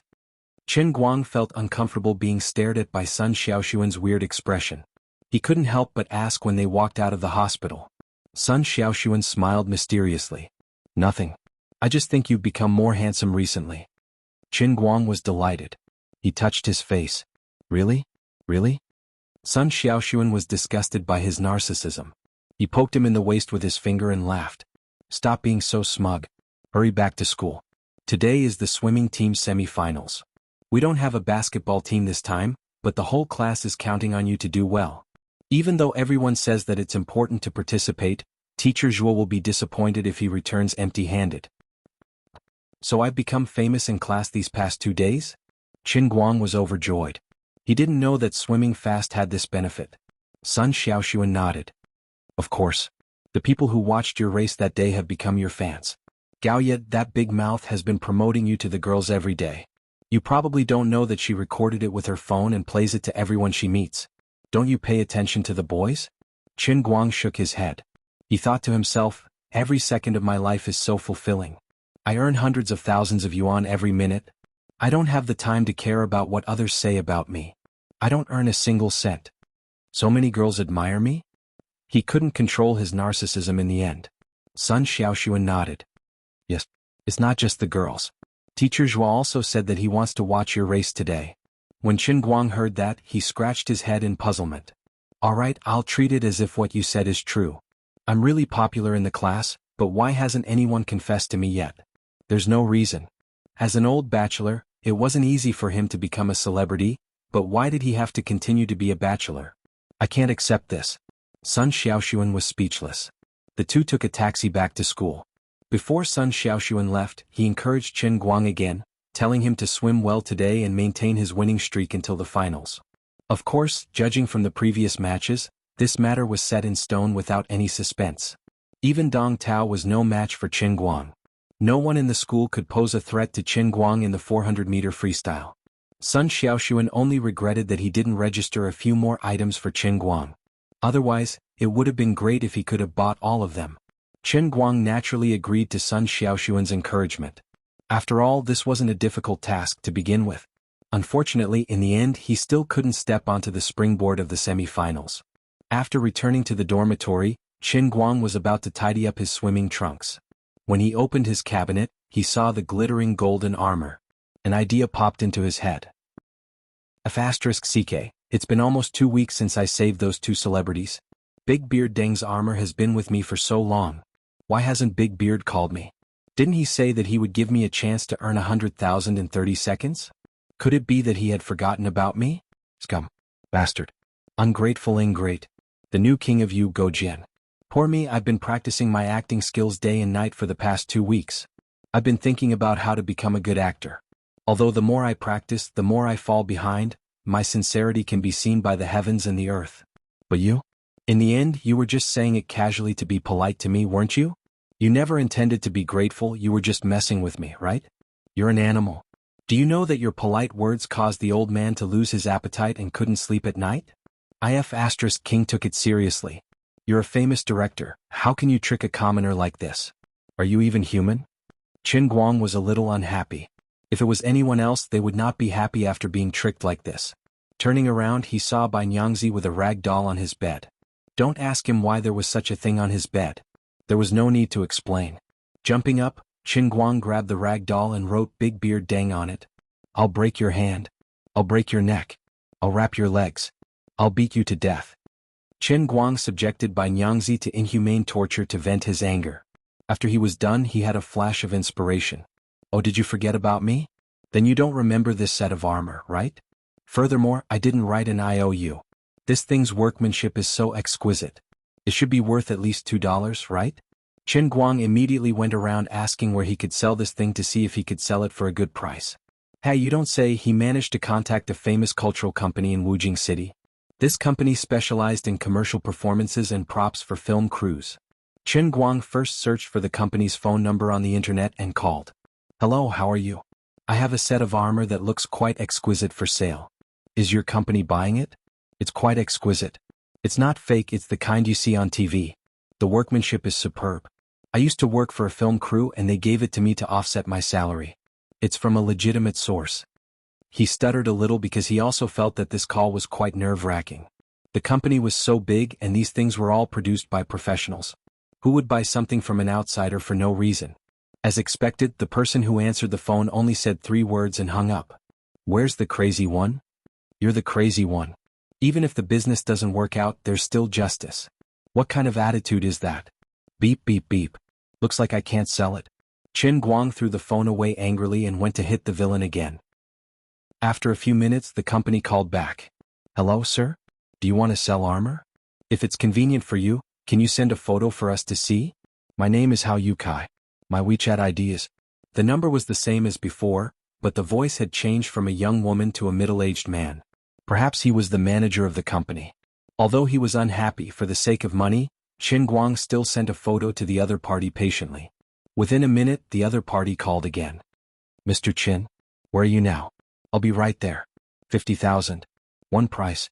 50,000. Alright, Qin Guang had no idea how much this thing was worth. However, it didn't seem too bad if he could get 50,000 yen from selling a bunch of metal pieces. He agreed immediately and asked the other party to drive to Gokyo University. Then he continued to hit the villain. Since he had nothing better to do, he might as well hit the villain. Qin Guang didn't know that at that moment, on the other side of Wujing, Big Beard Deng was talking to someone about him. Chapter 79. After spending more than 2 weeks, Deng Xiaojiang had finally smoothed out the series of unforeseen events brought about by the sinking of the pleasure boat. The film crew continued to work. They had just finished filming the scene in the lake 2 days ago. Today they were going to film a battle scene with many generals. The props team did an inventory and found that a set of armor for the deputy general was missing. Deng Xiaojiang was furious and scolded the person in charge of the props team, Xiao Hu. What the hell are you doing? How could you lose such a big set of armor? You lost it just like that? Why don't you just throw it away? I don't care what you do. Hurry up and get me a usable set. I need it this afternoon. If you can't get it back, don't come back. Get lost. This Xiao Hu was even more wrong than Do Yi. He didn't know what was going on. All the costumes and props were arranged uniformly. How could they just disappear like a ghost? Did he bump into a ghost? He was also at a loss and had tears in his eyes. Big Beard Deng's saliva scolded him. He then shrank his neck and slipped away. Alright, I'll think of a way to find it. Wujing City is so big. It can't be that I can't even find a usable set of armor, right? After the poor Xiao Hu had gone far away, the site supervisor, Old Ma, looked like he wanted to say something but stopped himself. He had a strange expression on his face. Big Beard Deng glared. Old Ma, what's with that expression? Are you constipated or something? Do you need me to clear it for you? I didn't scold you, did you feel uncomfortable? If something drops, aren't you responsible as the site supervisor? Old Ma chuckled. Director Deng, I deliberately waited for you to finish scolding Xiao Hu before coming over. I was giving you a way out. My dear Director Deng, why don't you think about it again? Didn't you ask me to give that set of armor to Bro Qingguang? He wore it and took it away. The one who saved Jin Shirui and Jiang Yage Qingguang. It was that day. Big Beard Deng slapped his forehead. Ah, that's right. How could I forget about that little brother? Look at my memory. I'm so busy. That kid wouldn't be cursing me for being ungrateful in his heart, right? Oma laughed it off. Director Deng, don't worry. Brother Qingguang is a reasonable man. He definitely won't make up stories about you. Why don't I call him now? Deng Xiaojiang shook his head. Forget it. I'll do it myself. It's already been 2 weeks. If I don't call him myself, I'll look like I'm putting on airs. Qingguang did not make fun of Big Beard Deng in his mind, because he was busy beating up the villain. When the call was connected, Big Beard Deng said with a smile, Hello. Was it Qingguang? It's me. Deng Xiaojiang. It's that Big Beard's director. That's right, it's me. With one hand on the phone and the other on the rag doll's neck, Qingguang's mouth twitched. Yo. Oh hee hee hee hee. Oh. My uncle. You finally remembered to call me. You scared me to death. I thought you had forgotten about me. This was the most embarrassing thing in the world. He was just strangling Big Beard Deng's little man's neck when Big Beard Deng called him. How could he do that? Deng Xiaojiang was also slightly embarrassed. It's my fault. I've been too busy these past 2 weeks. I just finished today. Didn't I hurry to call you? Are you free now? Remember to bring your armor to the set. I've arranged the scene for you in the afternoon. Like I said before, 30 seconds, 100,000. Deng Xiaojiang felt very guilty. Back then he had helped him so much. He owed him a life-saving debt. At the time was tight and he didn't have the time to prepare more money, so he only gave him 50,000 on the spot. He decided to give him a small role for 30 seconds. On one hand, it was to return the favor and try to help this young man. On the other hand, it was to find an appropriate excuse to give him another 100,000. The money had been prepared a long time ago. It wasn't a large amount, so it should be given. Of course, although Deng Xiaojiang's personality was very casual and open-minded, he was very serious about the movie. Although he was helping Qingguang, he was only talking about 30 seconds of scenes. But truth be told, Qingguang's character was just a nameless, armored soldier riding a horse behind the commander of the two armies when they were facing each other. He just had to sit there and pose, and when the other side's commander provoked him, he just had to put on a slightly indignant expression. Speaking in terms of image, Qingguang had to act like the Romance of the Three Kingdoms, where Wang Situ and Zhuge Liang were cursing at each other. On the screen, Qingguang's height wasn't even half the height of the television. Even if he was a pure walk-on actor with zero acting skills, it wasn't difficult at all. It wouldn't affect the quality of the movie at all. In the face of Deng Xiaojiang's invitation, Qingguang of course happily agreed. 1 minute on stage was 10 years of hard work off stage. He had trained hard for 2 weeks for this day. He was also very embarrassed. The other party hadn't forgotten him. They had just finished work and they were in a hurry to call him. Who was it? It was the gold medal director, Deng Xiaojiang. Look at his attitude. He was approachable and amiable. He was not arrogant or rash even though he was in a high position. He was so polite to a young college student like him. What a great man. Yet he was the villain behind his back. Qingguang was so ashamed that he shed 2 lines of regretful tears. After hanging up, Qingguang packed the armor and planned to drive out. As for the company that wanted to buy his armor, he had long since forgotten about it. The reason was very simple. One side was 50,000, and the other was 100,000. I'm not stupid. Can't you even tell which is more, 5 or 10? On the other end, Deng Xiaojiang cheerfully hung up the phone. He was about to call back the person in charge of the prop team, Xiao Hu, and tell him to stop looking. However, this unlucky guy rushed back excitedly and shouted, "Director Deng. President Hao of Iris Flower Company said he has a prop armor that meets our standards. He said he will deliver it in the afternoon. There are pictures here. This workmanship. Really authentic." Before Deng Xiaojiang could say anything, Xiao Hu had already placed the phone in front of Deng Xiaojiang's eyes. Deng Xiaojiang impatiently waved his hand. Go away, go away. Stop looking. Go busy yourself with other things. You don't have to worry about this armor." Xiao Hu was scared out of his wits. His face was deathly pale and he almost knelt on the ground. He looked pitifully at Deng Xiaojiang with tears in his eyes. "Director Deng? I was wrong. Please give me another chance. Didn't I already find it? Why don't you want it anymore?" Deng Xiaojiang choked on his anger. He turned around and glared at him. "Stop nagging. I just said you don't have to worry about the armor anymore. I told you to go busy yourself with other things. I didn't tell you to get the hell out of here." Big Beard Deng's heart was stifled. "Can you stop asking me why I don't want it anymore?" The old man was famous throughout his life. How could he admit that he had forgotten about it just now? "Why don't you give me a way out of this embarrassing situation and just let it go with the wind? Can we pretend this never happened?" Chapter 80. Old Ma was trying so hard to hold back his laughter that he almost fainted. Seeing Deng Xiaojiang's ugly face, he quickly came over and said, "Xiao Hu, stop making wild guesses. It's really okay. I have other arrangements for the armor. You can thank President Hao of Iris Flowers for me. The armor really isn't needed. You should get busy with other things. Don't let your imagination run wild. You've been with me and Director Deng for many years. Show some more confidence." As Old Ma spoke, he subconsciously glanced at Xiao Hu's phone. He was puzzled. Why does the armor in the photo look so familiar? It's so similar to the one we used to wear. After Xiao Hu walked away with a confused look on his face, Old Ma finally couldn't hold back his laughter. Big Beard Deng kicked his butt and said, "Get out of here too." Old Ma laughed and walked away. He went back to find Xiao Hu and asked him to forward the photo that Iris Flowers sent to him. He looked at it a few more times. The more he looked at it, the more it looked like the one that the crew used. Amazing. He thought that Iris Flowers had tried to work with him and Director Deng many times before, but it didn't work out. Although he didn't help much this time, he was still very enthusiastic. Their costumes and props are pretty good. This set of armor is on par with the one I made myself. It's just as exquisite as the one I made. It's just as exquisite. I can contact them later and strengthen our cooperation. Old Ma didn't expect that he was the one who gave the armor in the photo to Chen Guang. That Iris Flower Company's chairman Hao only forwarded Chen Guang's photo to Little Hu of the props team. "Director Ma, what are you laughing at? You look so happy." As soon as he turned around, Jiang Yage, who had just finished her makeup, came over. She couldn't help but ask when she saw Old Ma standing under the tree with a silly smile on his face. Jin Shirue followed behind Jiang Yage and reminded her loudly, "Song Yage, don't jump too much. The ornament on your head is going to fall off." Old Ma was happy. He was worried that Big Beard Deng would make a fool of himself, but he had no one to share it with. The other people in the production crew might not dare to listen to Big Beard Deng's embarrassing gossip, but the two of them did not care at all. Old Ma vividly talked about Big Beard Deng's embarrassing stories with Jin Shirue and Jiang Yage.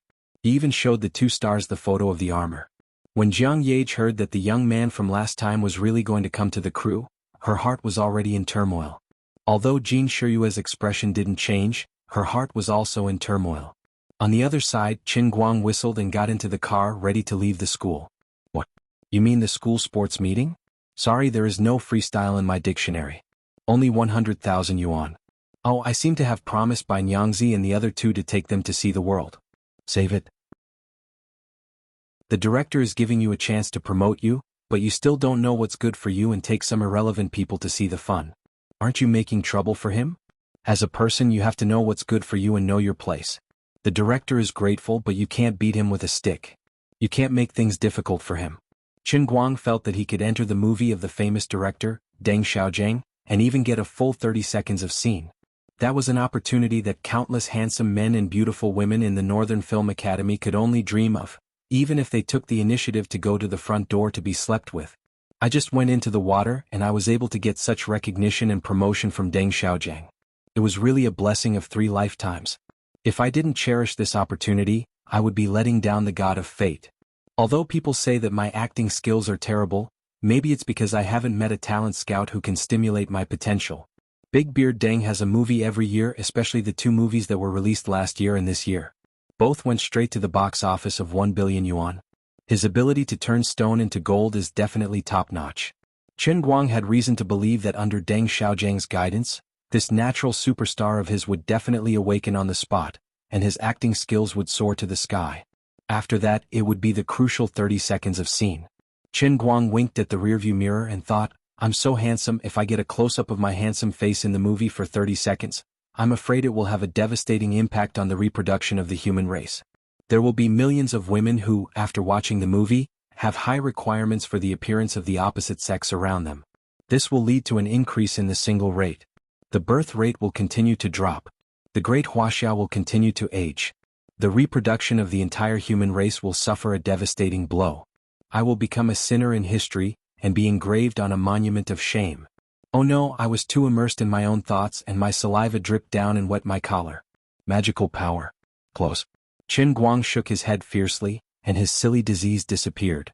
However, when he remembered that he really had 30 seconds of scene, he couldn't help but secretly laugh. He even looked forward to it in his heart. Maybe he really had the halo of a main character like the main characters in those novels. Originally, he was just going to be a bystander, and then in these 30 seconds he showed a perfect performance that could make the hearts of countless audiences tremble.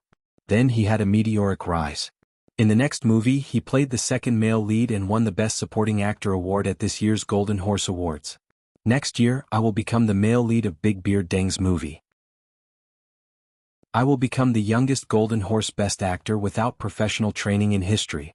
I will truly reach the peak of my life. That's right, life is often full of countless coincidences. I must seize this once-in-a-lifetime opportunity to rewrite the life of the best actor Chen Guang. Something is wrong. My condition is getting worse. Should I find a psychiatrist to talk about it later? I think I can still be saved. Okay, let's go. By the way, I should give that poor company a call. Maybe their people have already set off.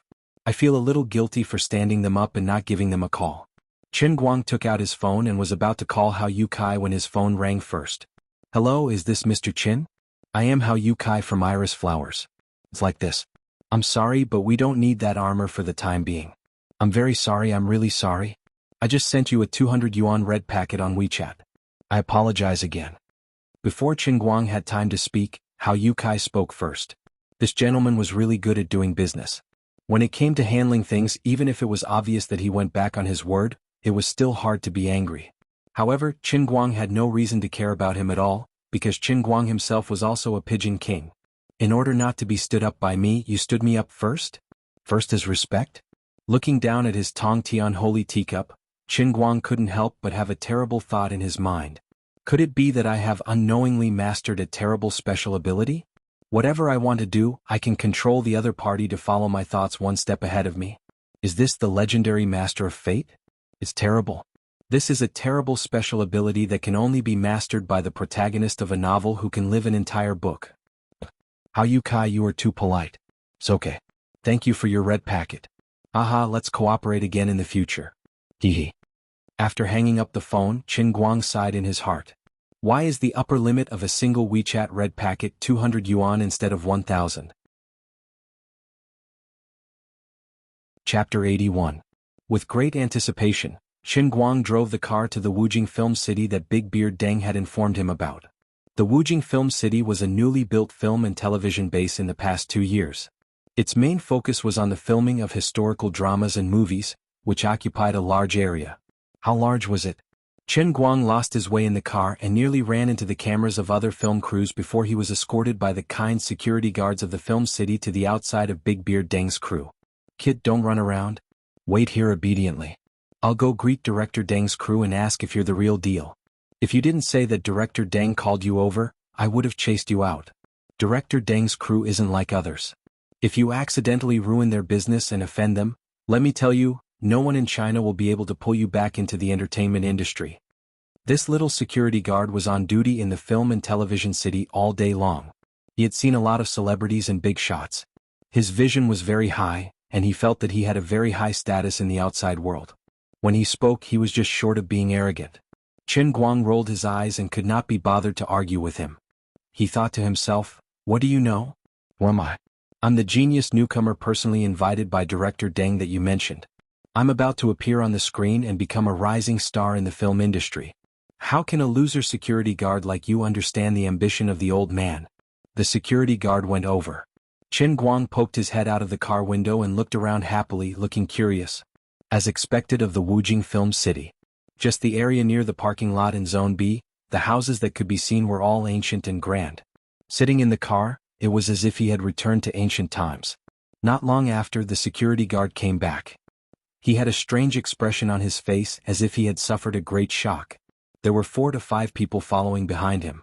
Qin Guang looked in the direction of the security guard and saw the people behind him. He immediately understood why the young man looked like he had just eaten *T. Following behind him were 2 golden flowers in each of his hands. Jin Shiyue and Jiang Yage. There were also their agents and assistants. Qin Guang was also shocked. He had thought that Big Beard Deng would be very busy. At most, he would ask someone to pick him up. It was impossible for him to come personally. But he didn't expect that these 2 famous celebrities would personally come. This old man's face is several times more glorious. This old man's life is worth it. Qin Guang opened the door and got out of the car.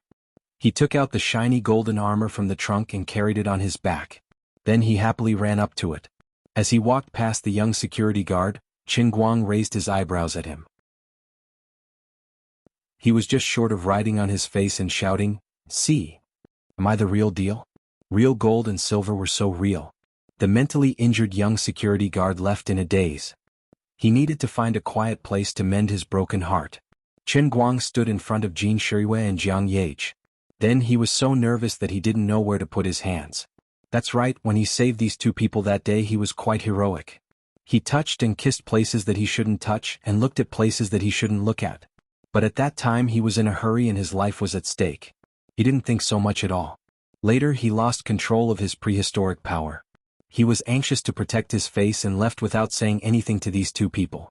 Even now, when he saw the 2 of them again, especially the 2 youthful beauties, donned in ancient clothes and wore light makeup, standing before him with a smile on their faces, he couldn't help but feel that his heart was beating a little too fast. Especially when he was driving over, the 2 of them were even playing their new songs on the car's stereo.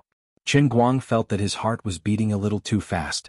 Well, he didn't pay for the original song. It was a pirated version on a pirate forum. Feeling guilty, he couldn't lift his head up high. Others worked hard to make a song, put in a lot of effort and put in a lot of effort. It only cost him a few cents to download a song.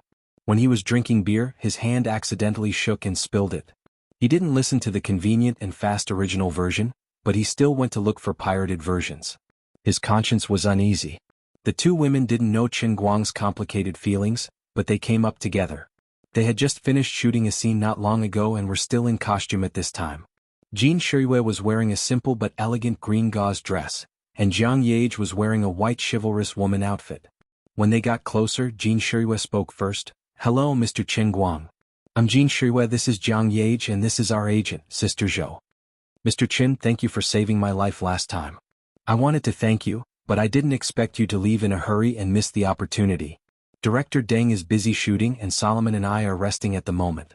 We have nothing to do, so we simply came to pick you up. After the shooting in the afternoon, please don't leave in such a hurry again. We want to invite Mr. Qin to have tea and chat with us to express our gratitude. Please don't delay it." Jin Shiyue's words were appropriate and respectful to Qin Guang, giving face to her savior. But in fact, her heart was not as calm as it seemed on the surface. How many lives do people have in this life? Her life was really hanging by a thread that day. If it weren't for this person who tried his best to save her, she was afraid that her ashes would have been in the ground now. Later, she heard from others about Brother Qin Guang's behavior when he was rescuing her. During this period of time, she couldn't stop thinking about it. Jin Shiyue, who had never been intimate with any man, saw this person again. He was the same age as her. Although he was not handsome enough to shock the country, he was indeed a sunny boy. It would be strange if her heart was as calm as still water. It was just that she was steady and her acting skills were superb. Under deliberate concealment, she acted dignified and generous without the slightest trace. Chen Guang was shocked by Jin Shiyue's words. Although the old man, have been in the society for many years, to put it bluntly, the society of the old man was nothing more than junior high school, and college. At most, I would add my hometown. All of a sudden, Jin Shiyue, such a big shot, said such official words in front of him. The old man really couldn't bear it. Waving his hand quickly, Chen Guang grinned and said, "Oh, Miss Jin, please don't call me Mr. Chen. I really can't bear it. Just call me Chen Guang. As for saving the two of you, it's not a big deal. Not to mention the two of you, even if it were two other ordinary people, as long as I meet them, I would also save them. So don't take it to heart. As a person who can swim, it's my duty to save people in that kind of situation. It's nothing." Chapter 82. Jiang Yage, who was on the side, was much more direct. Her small eyes kept sizing up Chen Guang from head to toe, especially the position of his crotch. At this moment, this little girl was thinking about the scene when Chen Guang was rescued by the site supervisor, Old Ma, and the scene of his broken thing swaying. She even subconsciously licked her tongue. "I say, Chen Guang, since you have said so, then you don't need to be polite with us sisters." They were all of the same age, so it was too awkward for them to call each other Mr. Chen and Ms. Jean. It was too distant. "How about this, we won't call you Mr. Chen, we'll call you Chen Guang, and you can call her Shiyue. As for me, I'll call you dear Songya." As Jiang Yage spoke, she leaned over and put her hand on Chen Guang's shoulder, a standard posture of familiarity. Chen Guang turned his head and almost gave Jiang Yage a fright. She was licking her tongue. "This heroine, your eyes are a bit improper. In my impression, we are not so familiar with each other, right? We are decent people, so you should be more decent. If I didn't hear wrong, did you just say, dear Songya?" Jiang Yage's overly familiar behavior really shocked Chen Guang. Some people want to ask, isn't it a little too weak to be intimate with a celebrity, and you are not only unhappy but also shocked? But Chen Guang has to defend himself. In his long life of 20 years, this was the first time he was so close to a dignified celebrity, and the other party was even a popular existence. He really didn't know how to get along with big stars. "Did I make a mistake when I got off the car?" Jin Shiyue was fine, her performance was completely within his expectations. But what was going on with Jiang Yage? Why was her performance so different from the big stars that the old man had always known? Master Chen Guang was at a loss. Although Big Beard Deng was a bigger star, he was still a director who worked behind the scenes all year round. He wasn't as familiar as these stars who often appeared on TV. In addition, when he saw Big Beard Deng, he only had a pair of briefs on him. In desperation, he tried to trick Big Beard Deng into taking off his pants. Later, when he met Big Beard Deng at the tea house, Chen Guang seemed so relaxed and casual. When he heard that the performance was worth 100,000 yuan in 30 seconds, he didn't even think about it and called Deng Xiaojiang uncle. But Jin Shiyue and Jiang Yage didn't play by the rules at all, which caught him off guard. Chen Guang was stunned and didn't know what expression to use to face Jiang Yage, this weirdo. Sister Zhou finally couldn't stand it anymore. She came forward and calmly pushed Jiang Yage away. She grabbed Chen Guang's hand and said, "Hello, Mr. Chen. I'm Zhou Yun, the manager of left and right hands. Don't lower yourself to Solomon's level.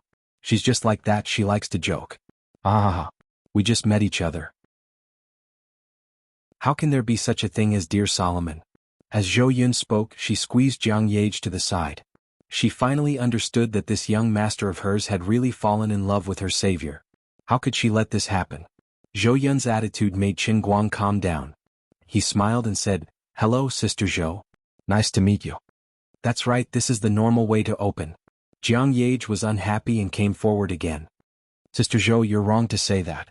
I'm very serious." Jin Shiyue grabbed Jiang Yage from the side and said, "Don't mess around. You're making Chen Guang nervous. Let's go back. We'll be in the next scene. We need to go over our lines."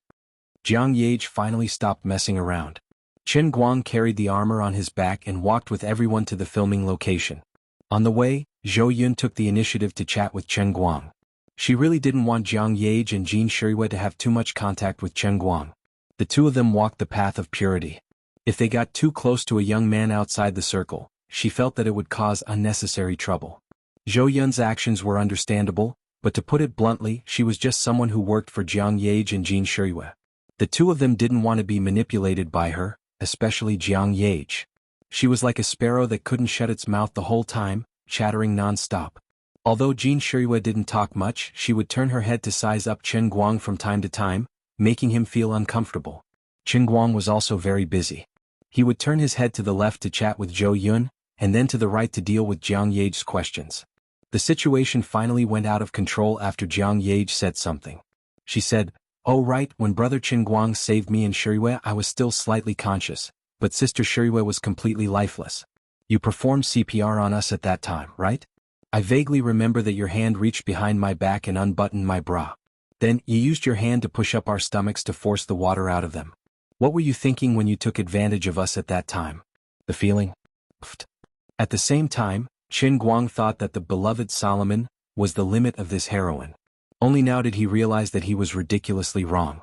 For many years, the image of the two pure girls in his left and right hands was deeply ingrained in his mind, and it instantly disappeared.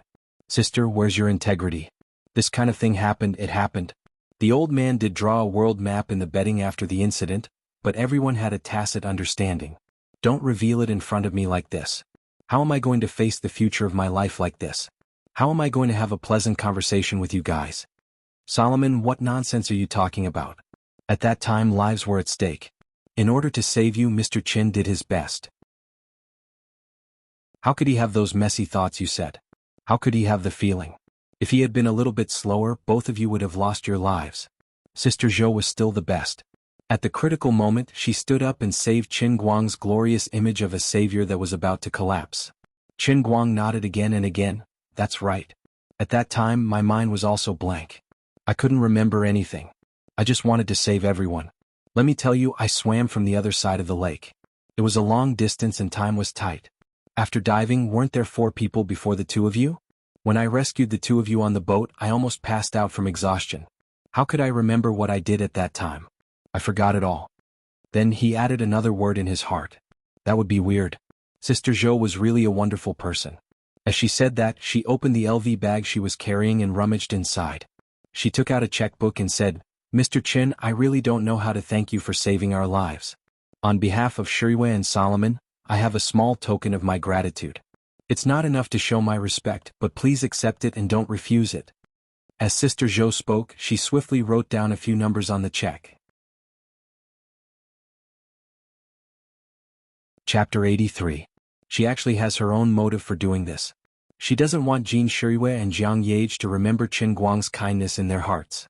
She directly gives enough money to make the 2 girls feel that they don't owe him anything.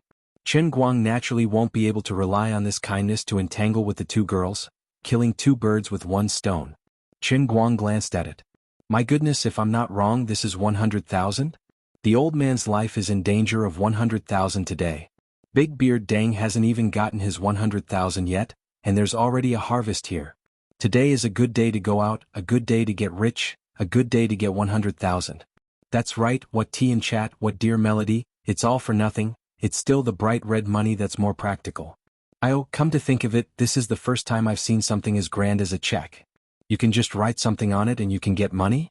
No, I have to go back and check how the check is cashed. Of course, I definitely can't ask now. I can't let others see through the truth of the old man's ignorance. How can I accept this?" Qin Guang pretended to decline while slowly stretching out his hand. Zhou Yun hasn't finished writing when Qin Guang's finger is already on the side of the check.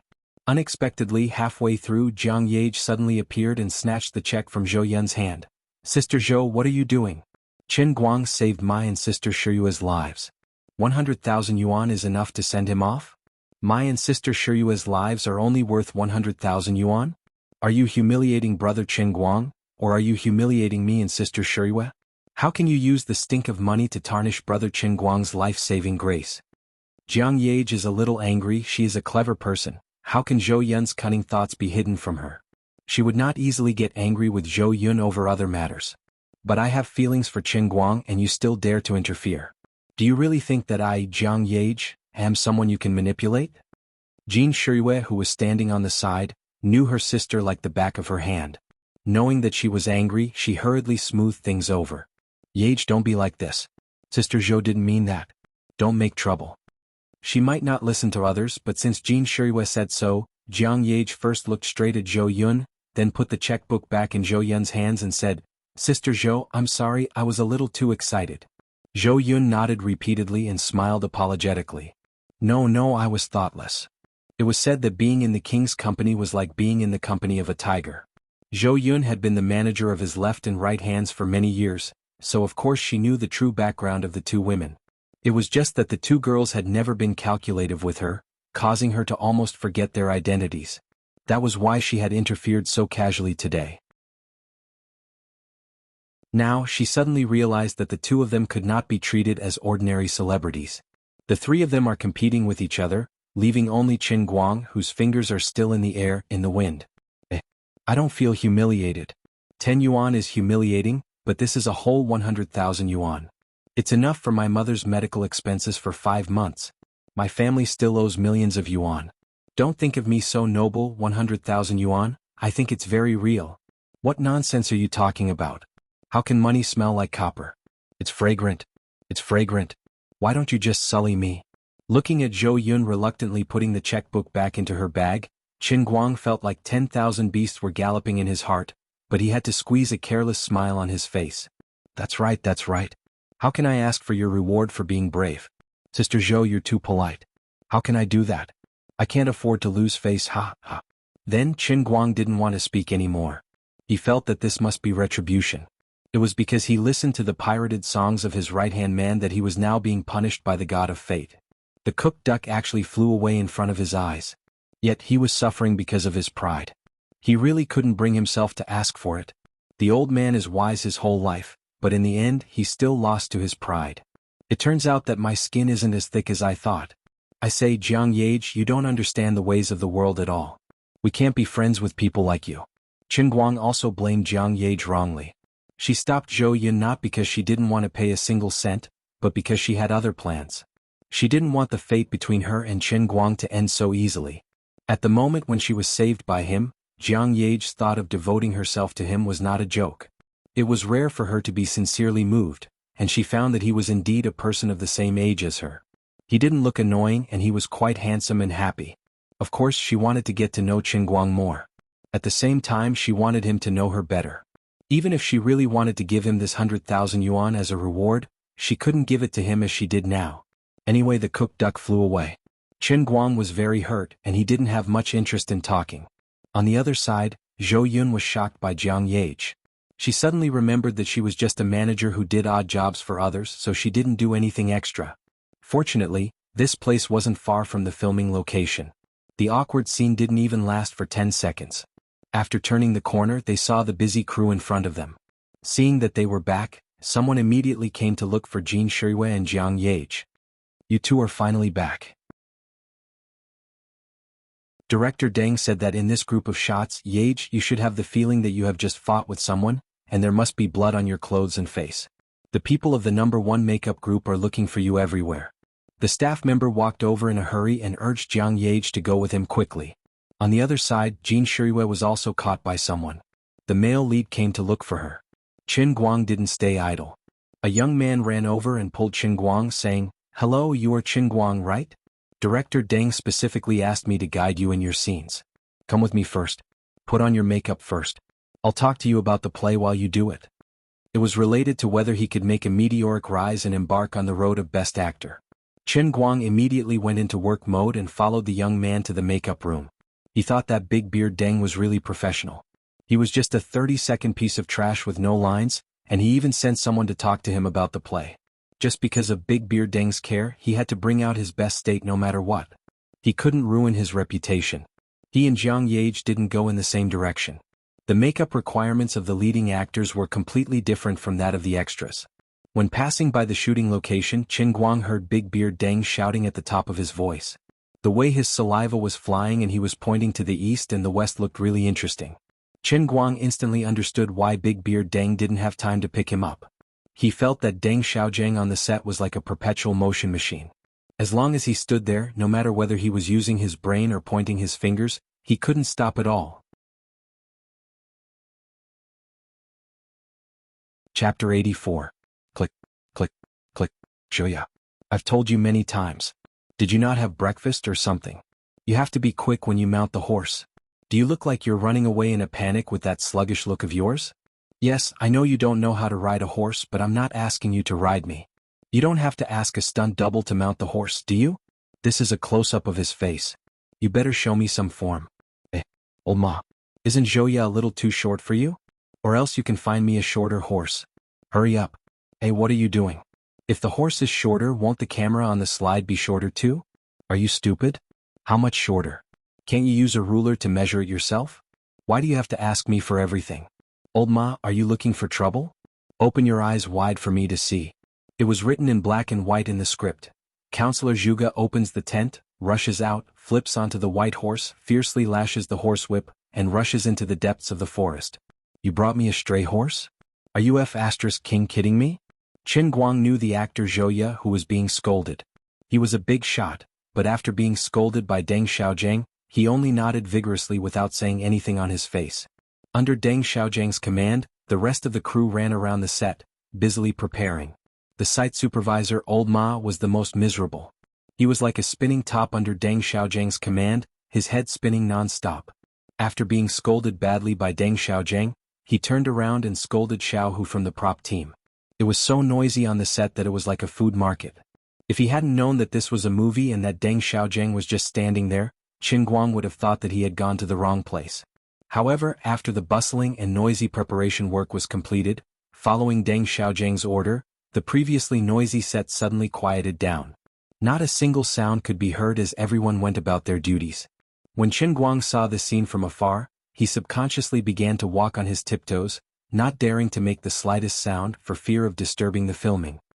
He was even more surprised to find that the crew members, who had been running around like headless flies, had somehow found their places. The seemingly messy set instantly turned into a sophisticated machine, revealing its order in the chaos, like an exquisite work of art. As expected of a famous director. Qin Guang exclaimed inwardly. Previously when he saw Deng Xiaojing he thought that he was quite amusing. Now that he was on the set he was so awe-inspiring and imposing. Yet he couldn't help but be impressed. His eyes were really different. He could single-handedly command over 100 people on the set, and his eyes could see places that others couldn't. Although his words were unpleasant to hear like a machine gun firing at people everywhere, they were always unable to refute. With a wave of his hand, everyone instantly found their backbone. Amazing. Really amazing. Qin Guang felt that the pressure on his shoulders was even greater. Deng Xiaojing was such a strict and serious person, but he took care of him like this and gave him a great opportunity. Previously he didn't think that this was too great. He also understood that Deng Xiaojing was looking for a suitable reason to formally repay the life-saving grace in Painting Lake that day. But at this moment Qin Guang knew how precious and rare this opportunity was.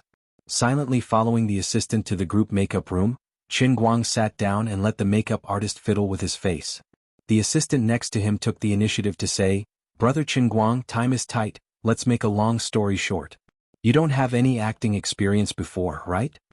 Qin Guang answered honestly, "Yes, in the past 2 weeks I've crammed a lot of books on actors. I've probably read Actors' Self-Cultivation, Film and Television Performance Basics.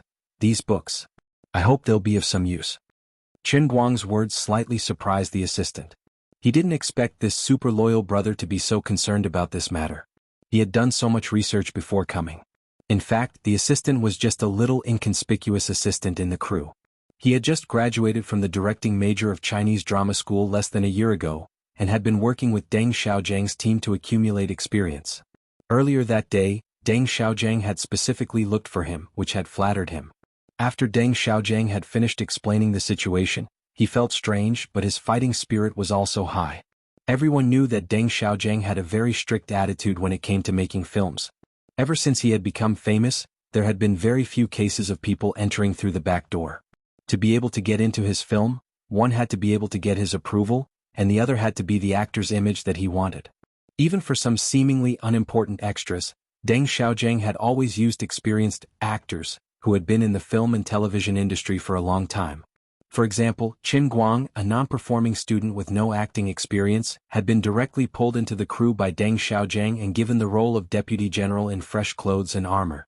He had been on stage for 30 seconds, and even his face could be seen clearly on camera. This was really a first in the history of the world. This was a challenge, but it was also an opportunity. If he could turn this young man who had zero experience on stage into a qualified minor character in such a short time, Director Deng would definitely be pleased. In the future, Deng Xiaojiang's team would definitely value him more. But at first he was still a little apprehensive. When it came to acting, people who didn't understand it would think it was easy and simple.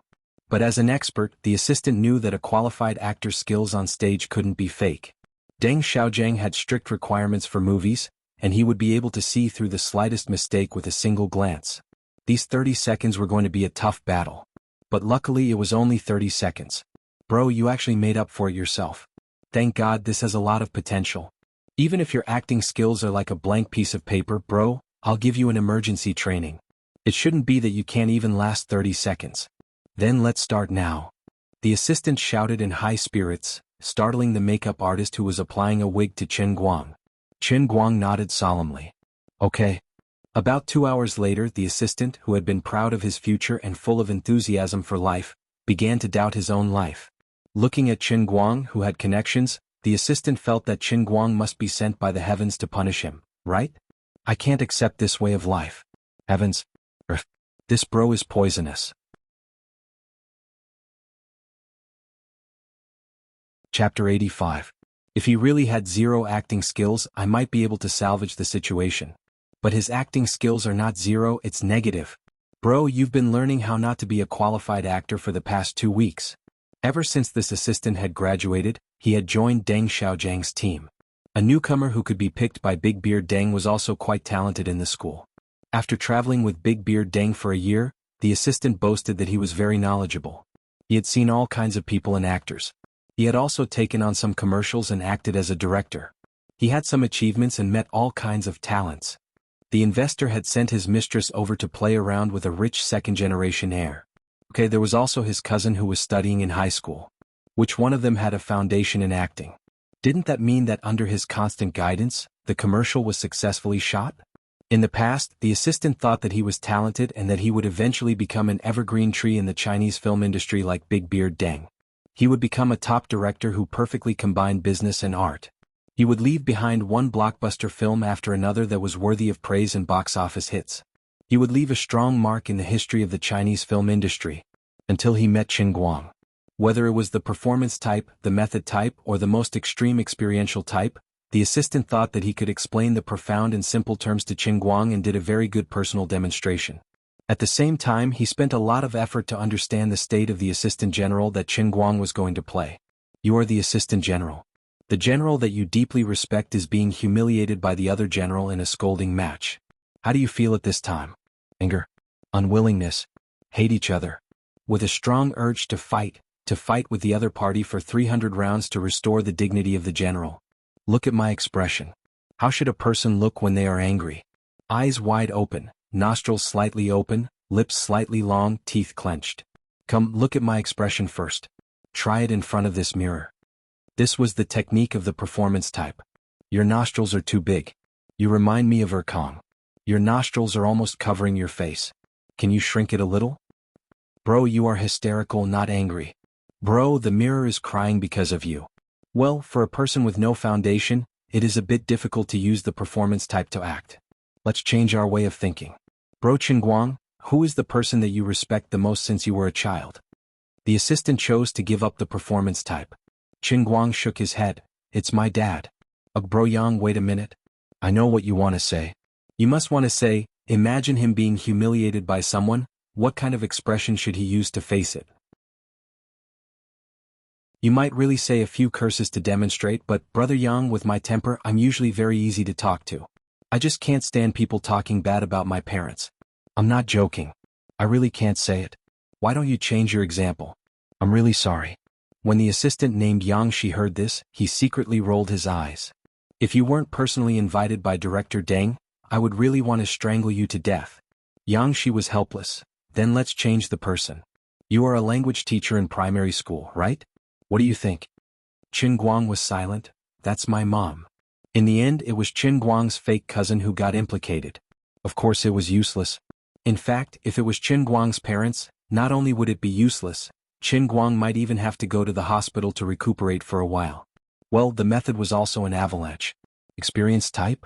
Yang Shi only wanted to say 2 words. Ah, God had mercy. When Yang Shi was about to collapse, it was lunchtime.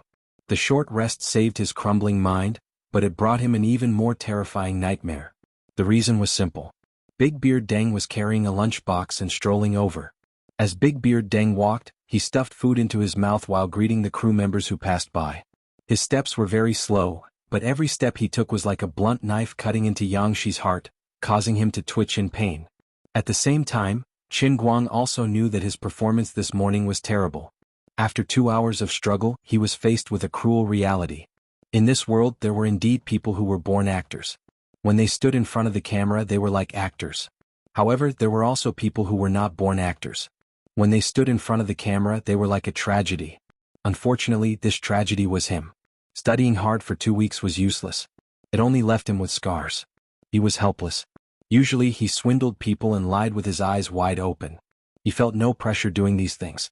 Although he had suffered many setbacks during the past 2 weeks of hard work and was jokingly called the worst acting in history by his classmates, Qin Guang still insisted that he could become a qualified actor. They were just playing a harmless joke on him. But after talking with Yang Shi for so long, he finally realized that he was wrong. Very wrong. The White Snake and the other scumbags with their big mouths were not kidding. They were right. They were serious. How embarrassing. How hopeless. Qin Guang also worked very hard. He imagined the scene in his mind. He thought that he was that person. He also knew very well what kind of expression he should make in that situation. But when it came to actual acting, no matter how good he felt about himself, when Yang Shi showed him in the mirror, he felt that he was not acting, but a piece of dead pork that had been frozen in the refrigerator for a year. The play within the play and the play in life were completely different for him. But he really did not want to give up this opportunity. Even if he knew that he did not have the talent to be an actor, he could not just wave goodbye to 100,000 yuan. Kid, how is it? After practicing for the whole morning you should have some results, right? Yang Shi is a good director that I found from the Chinese opera. Although he is young, he is good at teaching actors. As you can see, I really can't get out of my nest. I really can't come out to pick you up. Please don't mind me. Big Beard Deng sat on the stool next to Qin Guang and said with a smile as he ate. This morning's shooting was exceptionally smooth. Big Beard Deng was also in a good mood. His whole face looked ruddy. When he spoke, the big beard on his chin trembled with rice. It was very funny. He really did not get hurt by the curse of hitting villains. Qin Guang looked up and squeezed out a smile that was uglier than crying. Uncle. Interrupting Qin Guang's words, Deng Xiaojiang patted on Qin Guang's shoulder and continued, You don't have to be polite with me. Naturally, you have to do a good job as well. Although it's only 30 seconds of footage, many people are fighting for it. It is not complicated. It is only a 30-second panoramic shot. You just need to be in the middle of the crowd. As long as your expression is basic, it will be fine. I see that you are a smart kid. Such a simple thing, I am sure you can do it well. With your body, you are simply born to act in a martial arts film. I have high hopes for you. Yang Shi, I will hand him over to you. After this episode, there will be Qin Guang's scenes. You have to take good care of him. Otherwise, I will hold you accountable. Deng Xiaojiang finished speaking and left. He was really busy. He could not even rest for a meal. Big Beard Deng's last words turned into a sharp knife, stabbing into Yang Shi's heart.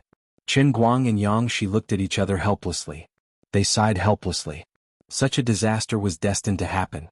At this time, Jin Shuiwei and Jiang Yage came together.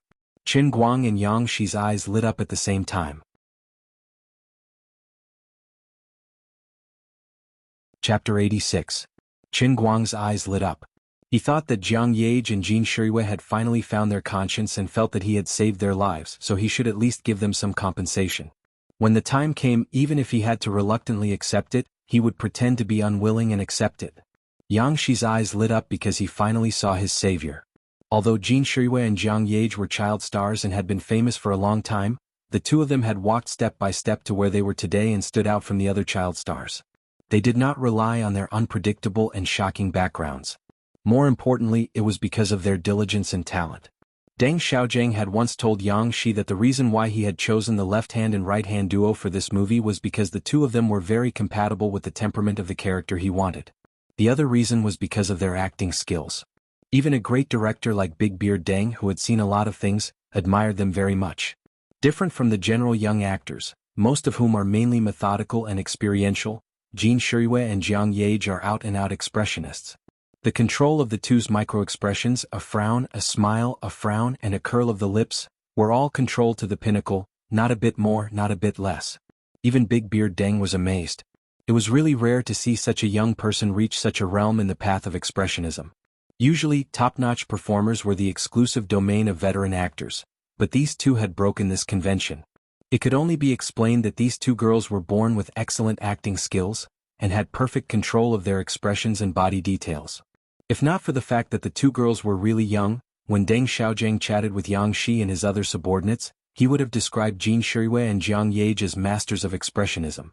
Yang Shi's current idea was to let Jin Shirui and Jiang Yage, the two top-notch young actors, save Qin Guang, who was a rotten piece of wood that he could not carve. They were his last hope. However, he didn't see that Qin Guang was brought in by Jin Jiang and Li Yinghong. He was also worried that these two big shots wouldn't be willing to lower their status to do such an arduous and unrewarding task. According to Yang Shi's judgment, the difficulty of saving Lord Qin Guang's pathetic acting skills was as high as 9-0.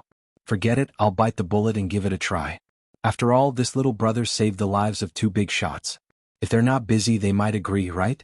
Yang Shi decided to take a risk. Just as he stood up and summoned his courage to greet the two young bigwigs, Jiang Yage skipped over and sat next to Qin Guang. She slapped Qin Guang's shoulder and almost shook Qin Guang's chopsticks off. "Brother Qin Guang, how are you doing? Good luck. I have faith in you." This is your first time in the film and television industry, and you can get 30 seconds of scenes in Big Beard's movie. Seize this opportunity and you'll soar to the sky. Qin Guang rolled his eyes. "You're not here to give me money. What are you doing here? Don't talk to me. I just want to find a hole to hide in right now." On the other side, Jiang Yage's super familiar actions and tone made Yang Shi, who hadn't had time to speak, dumbfounded. Since when did she become so easy to talk to? Jin Shirui didn't sit down. Instead, she took the initiative to talk to Yang Shi. "Director Yang, you don't look well." Yang Shi was stunned. He wondered what had happened. Why would she care about a small role in the crew? Could it be, is there any difficulty in improving Qin Guang's acting skills? Jin Shirui continued. "Well, in fact, she was still concerned about this guy who got in through connections. It had nothing to do with me. But since you've taken the initiative to ask, I'll tell you about my nightmare this morning." About 3 minutes later, Jin Shirui and Jiang Yage finally finished listening to Yang Shi's tearful complaint. Qin Guang was also stunned. "Bro, do you have to be like this? I don't have much talent, but I can't possibly hurt a young talent like you, who was praised by Big Beard Deng as a good actor. From what you're saying, you're planning to retire from the industry and wash your hands of gold, right? My acting skills are so tyrannical that I can destroy a young director's worldview and outlook on life?" Qin Guang didn't know that at this time, Yang Shi was really worried about him. He felt that Big Beard Deng had handed him over to him and in the end taught him a disaster. Of course, it would make his life gloomy from then on. "You two please help me. Director Deng said that the two of you are rare performance masters among the young actors. Please help me give some pointers to little brother Qin Guang, and let him be a little enlightened. He really doesn't have the slightest bit of talent." Even if he knew that his words would offend people, Yang Shi couldn't control his own mouth. When Jiang Yage heard Yang Shi scolding her sweetheart like this, she was immediately unhappy. "Director Yang, look at what you're saying. Is our family's brother Qin Guang so unbearable? I really don't like hearing your words. Fine, this lady will personally teach him. Anyway, the next line doesn't include me and Shirui. I don't believe that this rottenwood can be so rotten. Our family's brother Qin Guang?" As expected, Jiang Yage's words shocked people to death. Qin Guang, Jin Shirui and Yang Shi were all shocked by her words. Jin Shirui poked Jiang Yage's waist with all her might. She gave her a look. "You're going too far. Too far." Jiang Yage laughed mischievously. Just kidding, just kidding. Don't take it seriously. All right, since brother Qin Guang has encountered a problem, us sisters should naturally pull out our swords to help." Yang Shi nodded her head like a chick pecking rice. "I'll be relying on you too." An hour later, there were two more actors in this world who were doubting their lives. Jin Shirui and Yang Shi realized that using rotten wood to describe Qin Guang's acting skills was an insult to rotten wood. No matter how capable he was in the water, when it came to acting, he was basically an ironwood slag. Once he sank, he wouldn't be able to get up. Jin Shirui blushed and looked helplessly at Qin Guang. This, she couldn't say it out loud.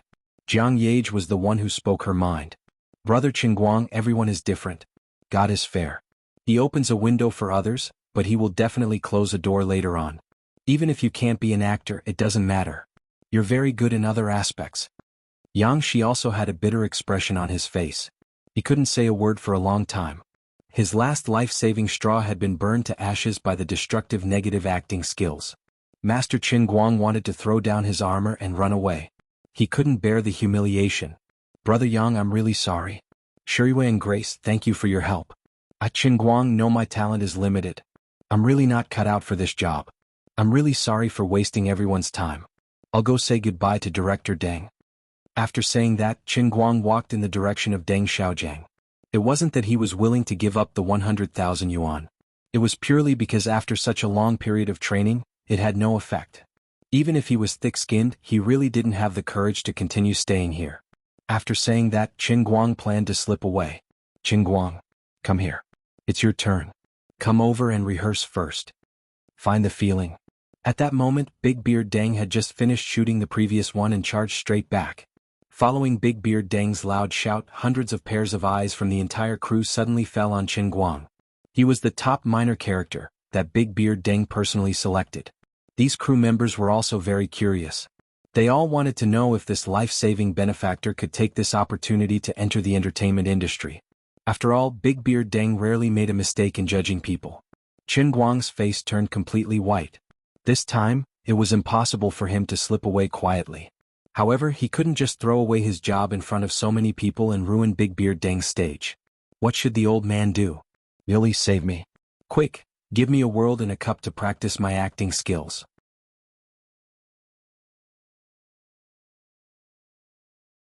Chapter 87. Unfortunately, Lu Li ignored him because he didn't bring the life-saving artifact with him at all, but left it in the car. Hello Kitty Pink Cup cover, I finally messed up. If I had known earlier, I wouldn't have been afraid of embarrassing myself and brought the cup with me. I'm going to kneel. Otherwise, I should just stop being lazy and go buy a normal cup cover as soon as possible.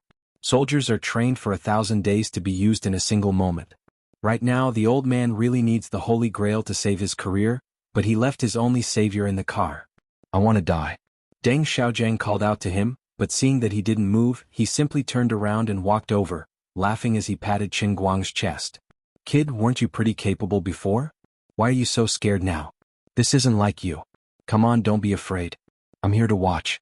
I don't believe that I can't bring you to 30 seconds of the scene. Deng Xiaojiang pulled Qin Guang toward the middle of the crowd of people on the set. There were already quite a few people there.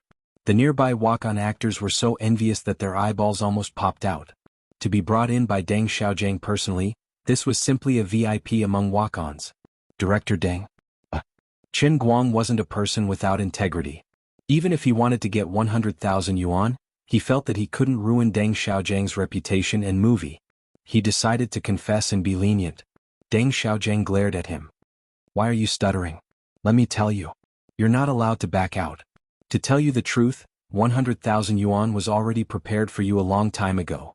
Originally, even if you didn't succeed, as long as you just got the armor back, I would have given you the full amount. But I can't stand seeing you being so wishy-washy. Today, if you don't stay in my scene for 30 seconds, I'm really going to be thick-skinned and not give it to you. What are you afraid of?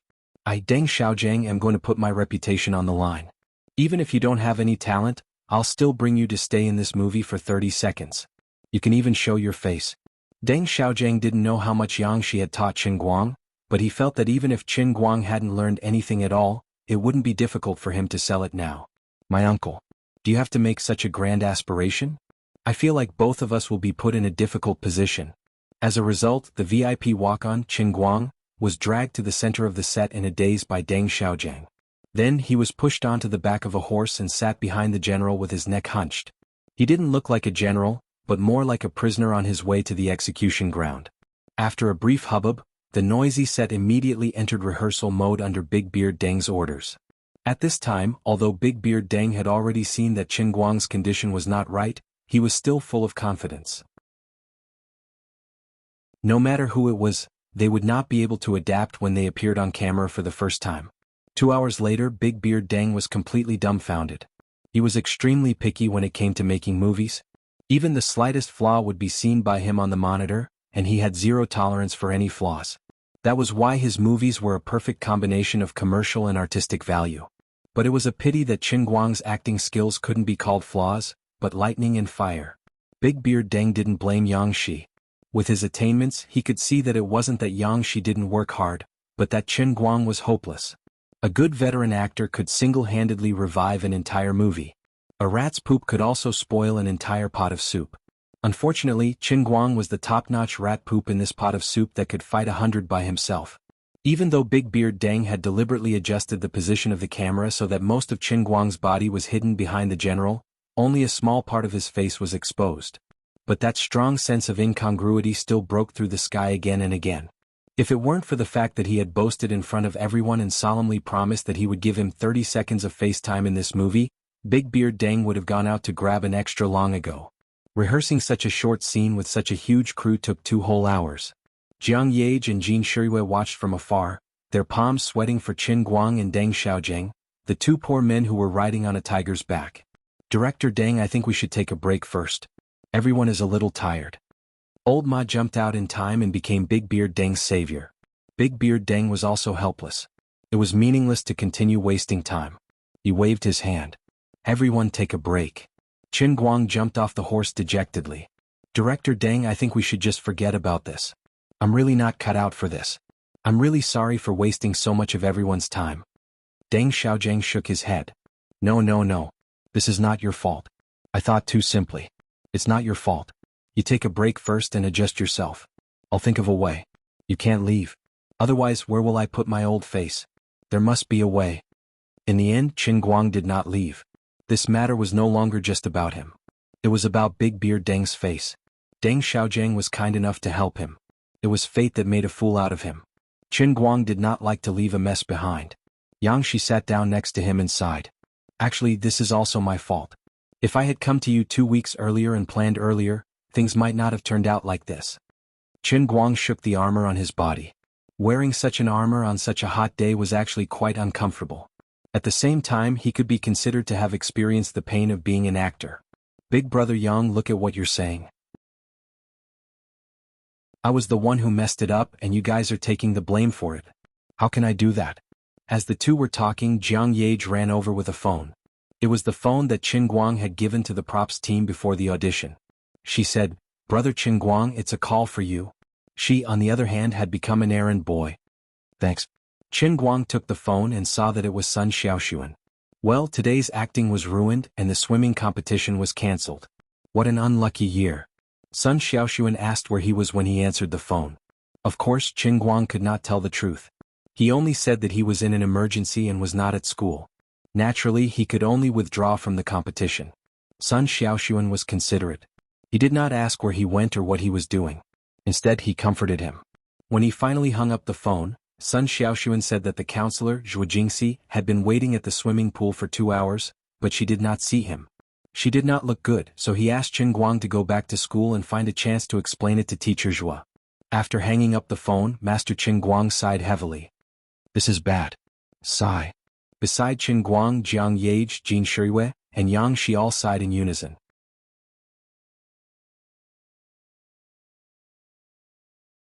Chapter 88. In such a large set, rumors were already flying everywhere. Everyone was whispering endlessly, but because of Big Beard Deng's prestige, no one dared to jump out and accuse him of forcefully pulling Chen Guang into the cast. Of course, almost everyone present also knew that Chen Guang was the big savior of the crew when they encountered the accident in Painting Lake. Although he had delayed their time and things and also wasted a lot of work, not many people were really dissatisfied with Chen Guang.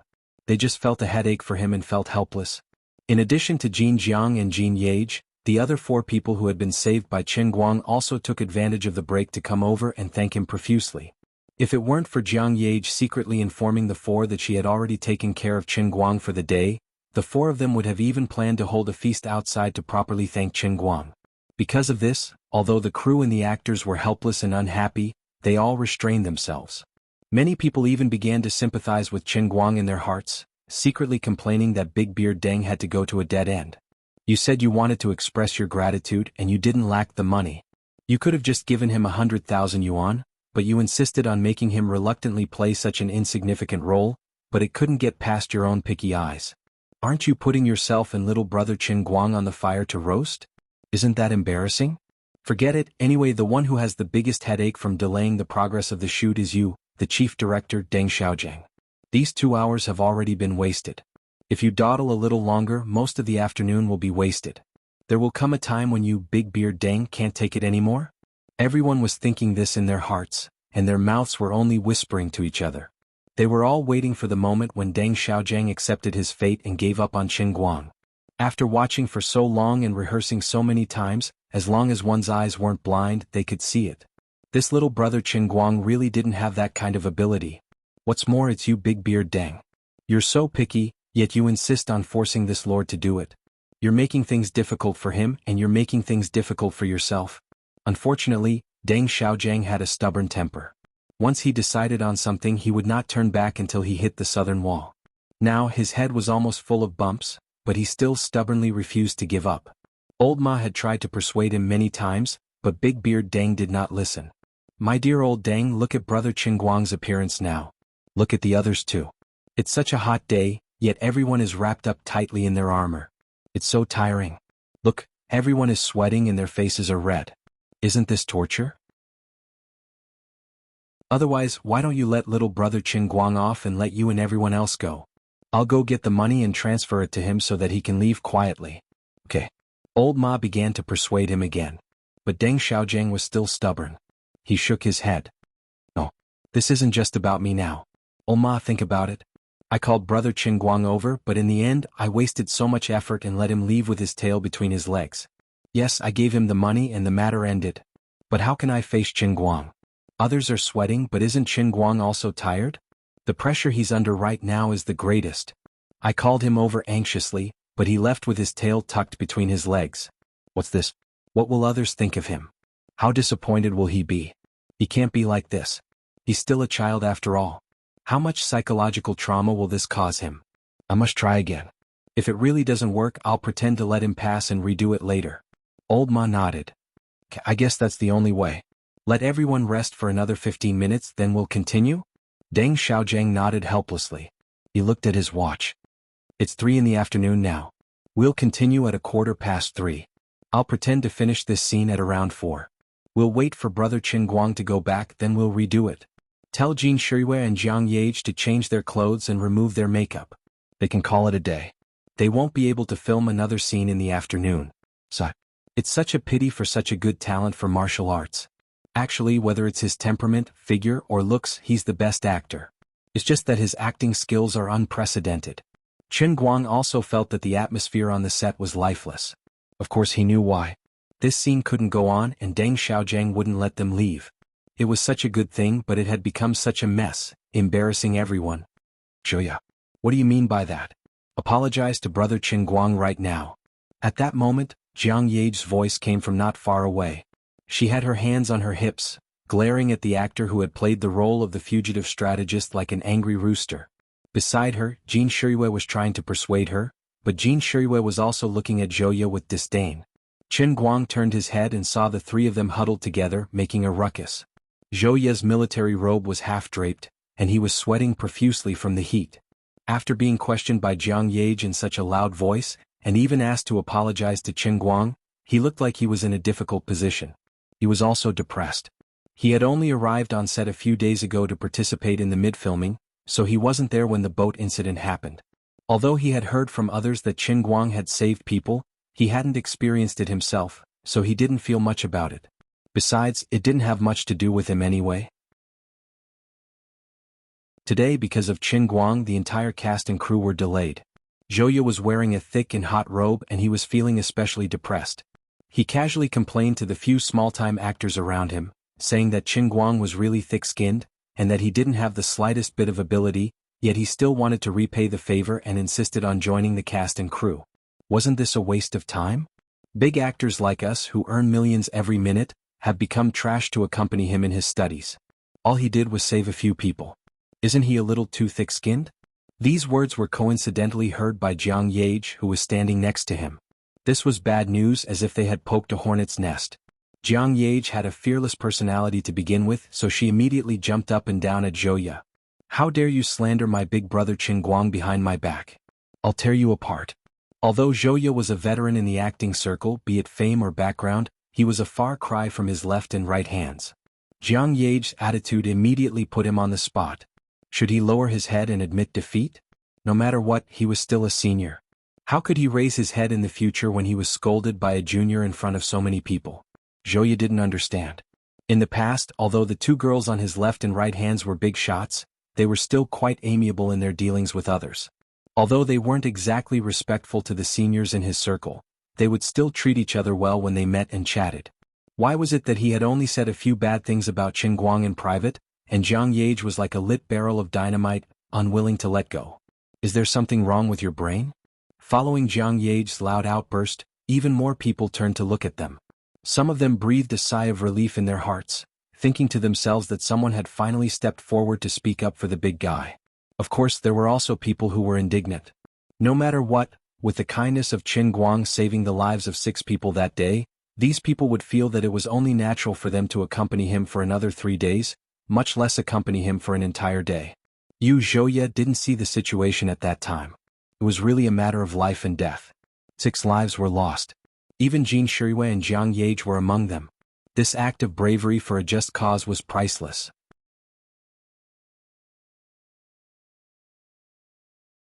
Chapter 89. Seeing that the quarrel had broken out, some people wanted to step forward and mediate. However, the quarrel was between the 2 superstars on one side and the veteran actor Zhouye on the other. The quarrel was rather high-end. If it was not for the fact that the 2 parties were on good terms with each other, ordinary people would not have dared to step in, for fear of bringing trouble upon themselves. Of course, the person who was the most agitated at the moment was Jiang Yage.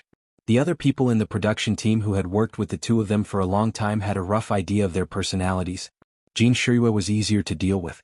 She was steady and dignified and would not easily reveal her true colors. Jiang Yage and Jin Shirui were complete opposites. If Jin Shirui was a dignified and beautiful young lady from a respectable family, Jiang Yage was purely an unruly and willful young lady from a rich family. Jiang Yage's personality was not entirely a headache. At least within the production team, she was quite popular. Although she was a big-shot celebrity herself, she never put on any airs. Instead, she could always chat happily with the people around her without any sense of propriety. At the same time, everyone knew that once this lady's temper flared up, it was impossible to hold her back. The dense beard on Big Beard Deng's face had once been chipped off by this lady angrily with a lighter. In the end, the only person who dared to step forward to mediate was Deng Xiaojiang. All right, what's with the quarrel? Behave yourselves. This is still work, all of you better be serious. Big Beard Deng shouted at the top of his lungs as he walked over. After all, Big Beard Deng was the backbone of everyone on the set. As soon as he moved, many people immediately turned to look at him. When Zhouye saw that Big Beard Deng had been lured over, he instinctively shrunk his neck.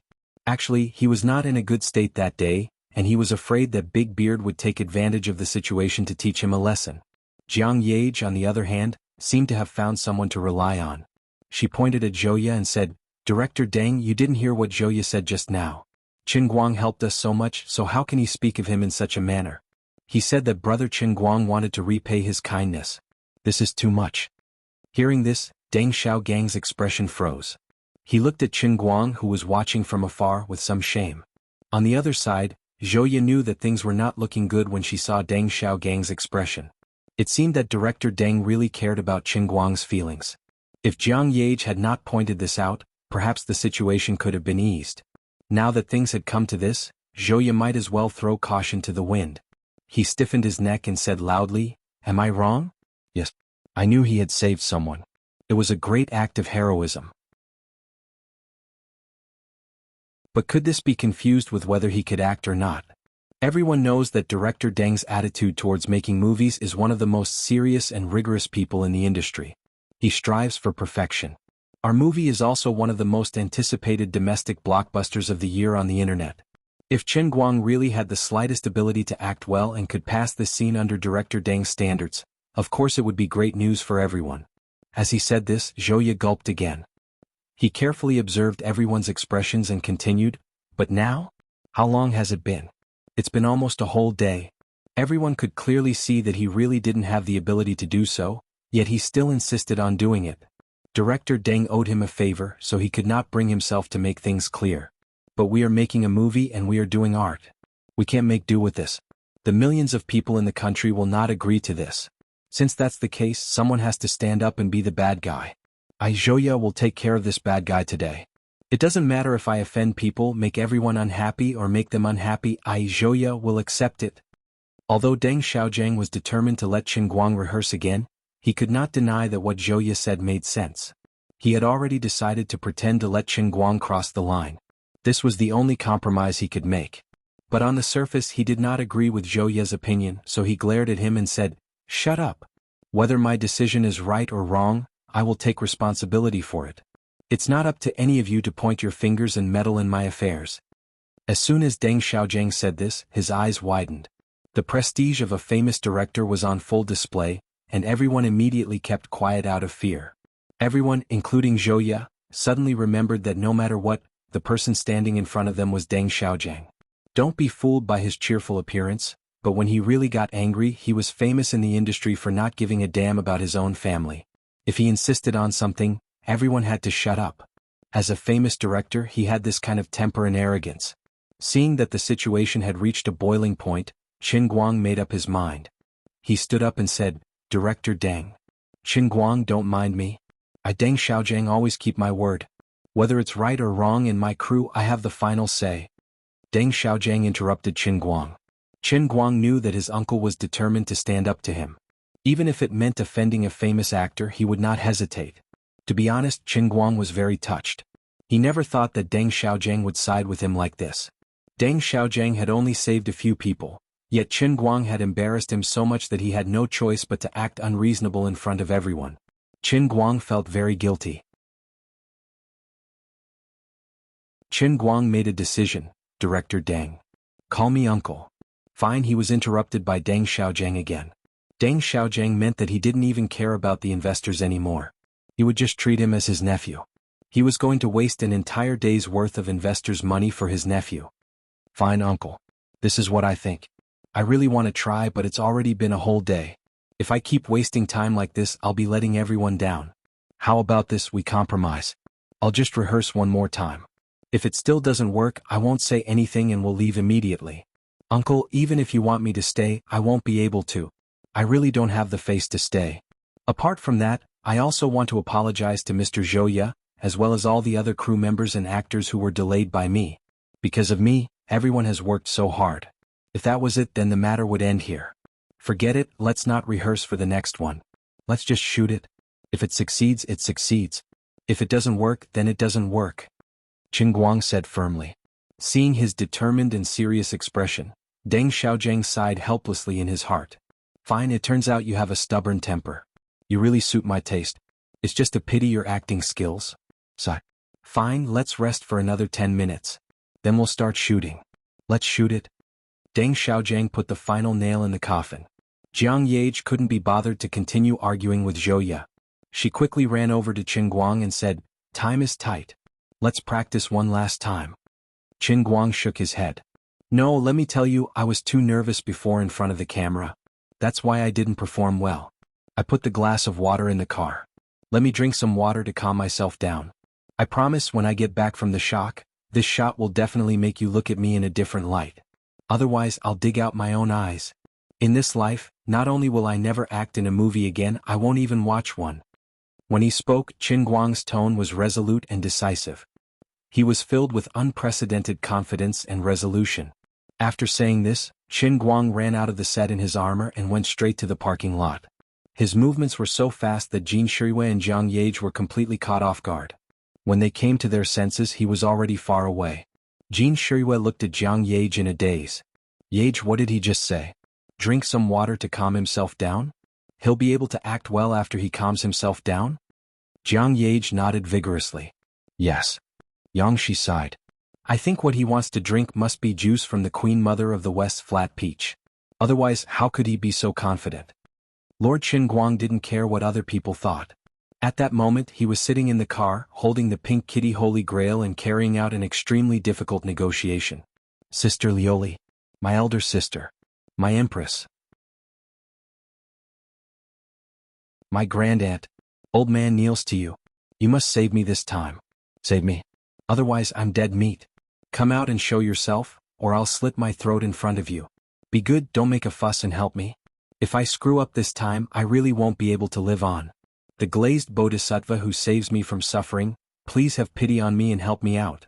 Holding the glass with both hands, Mr. Qin Guang, who had been so confident in front of everyone, was now wailing and wailing at the glass. This was really a negotiation. A negotiation between a man and a glass.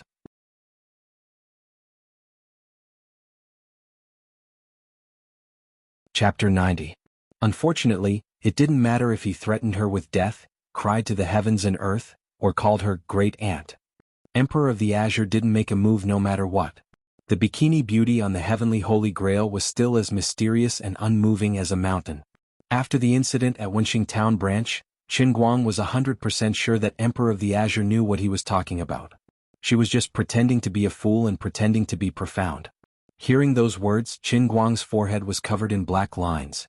Even if you want to play deep, I can't bring myself to respect you in your bikini.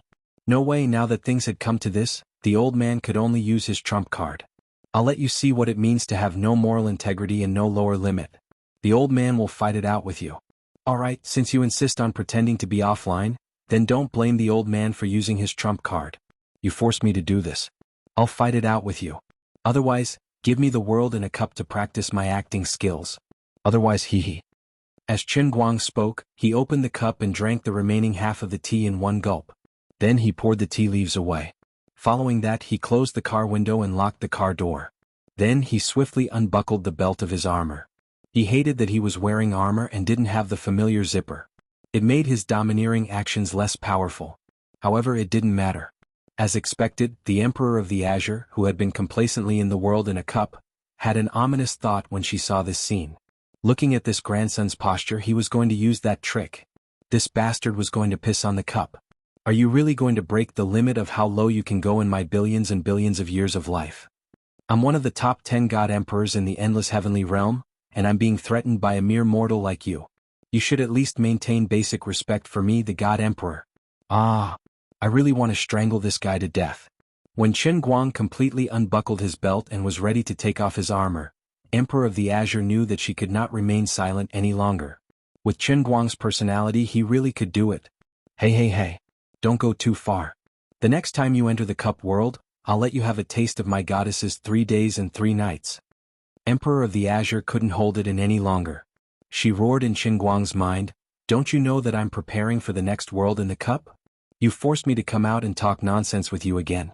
You've wasted my divine power and the energy of the heavenly Holy Grail for nothing.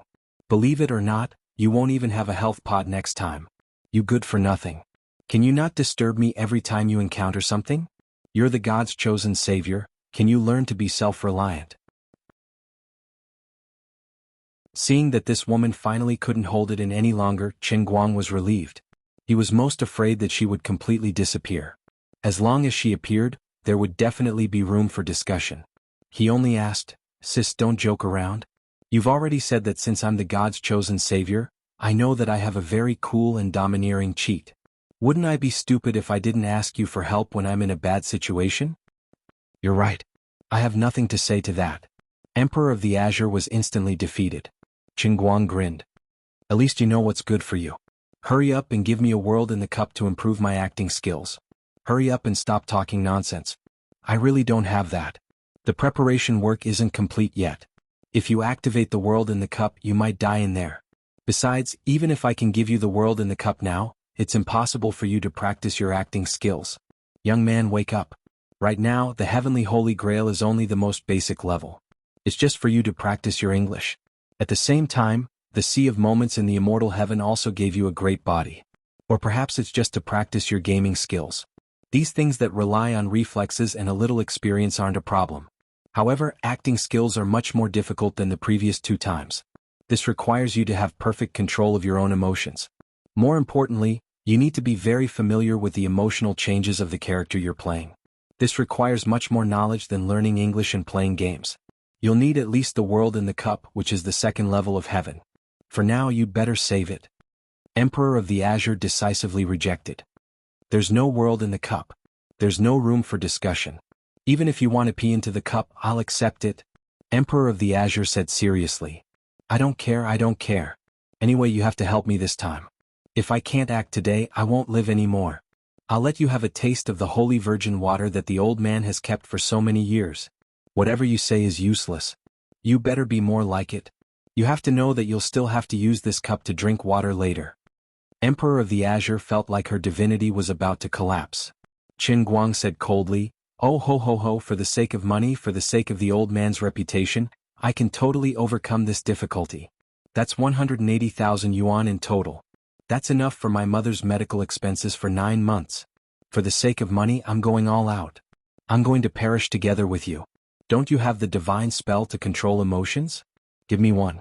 I want to become the best actor in a second." Relying on the fact that he was the only savior, old Master Qin Guang was so desperate, so shameless, and so unscrupulous. He would only win if he was willing to fight. But look at me, I'm already wearing a bikini. If I do it again, I'll be naked.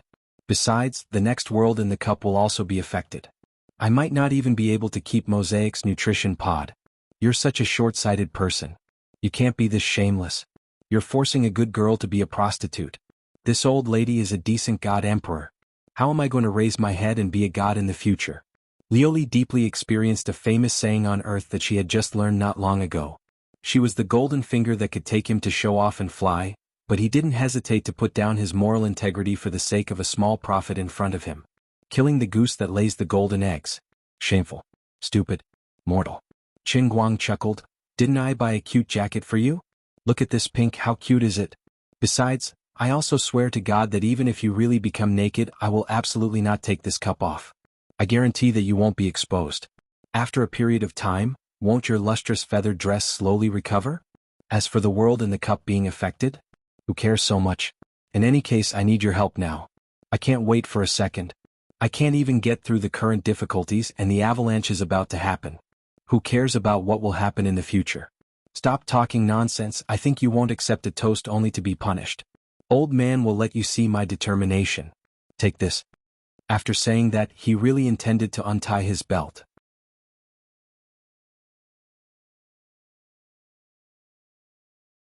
Chapter 91. Emperor of the Azure's face was livid. Young man, you're courting death. The next time you come in, I'll strangle you to death. Ah, I don't even want my face anymore. Why would I be afraid of death? Friend, you're too naive. Give me a definite answer. Are you doing it or not? Qin Guang had decided that he would be a big villain with an immunity card. Anyway, he had Lioli in his grasp. He was the only one who couldn't die. After about 10 seconds of silence, seeing that Qin Guang was really about to pull down his pants, Emperor of the Azure finally gritted her teeth and said heavily, "I'll do it. But you'd better keep your word. Don't remove the condom on the heavenly holy grail. Otherwise, humph humph." Qin Guang nodded heavily. A man's words carry enormous weight. You're such a B****, and you have the cheek to say that I'm a man? I'm really unlucky to have chosen you. Cut the crap and bring me to your whatever filming site. Remember not to let me leave your side. When you get on the horse, I'll give you a super domineering top-notch mind control. You'll have top-notch acting skills for at least half an hour. But I'll say the ugly words first.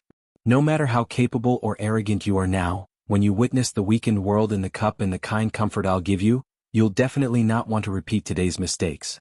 You'd better be mentally prepared. Lioli was really furious. Master Qin Guang didn't panic at all. Anyway, you can't beat me to death. Why would I be afraid of you? With the artifact in hand, I have the world. Hiding the cup under his armor, Qin Guang whistled as he returned to the filming site. His face was brimming with a confident smile. He felt that life was just so beautiful. Jiang Yage saw him walking over from afar and exclaimed, "I don't know why, but I feel that his face is practically glowing. It's so dazzling." Jin Shiyue didn't believe it. She also turned to look. It's true. Yang Shi turned pale with fright. Could it be that this guy really has some kind of miraculous elixir that can turn a pathetic rookie into a phoenix in an instant? You guys changed your clothes just like that? Qin Guang leisurely stood in front of Jin Ling and Jiang Yu. He was in the mood to comment on their clothes, completely forgetting that he was still in a terrible fix because of his acting skills. It couldn't be helped. People with backing were just that confident. Can you stop showing off?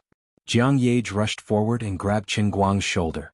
She pointed at Joya and said, "Come on, let's hurry up and practice again. You've already talked big. This is really your last chance. You're not really thinking of apologizing to that guy, are you?" Poor Joya.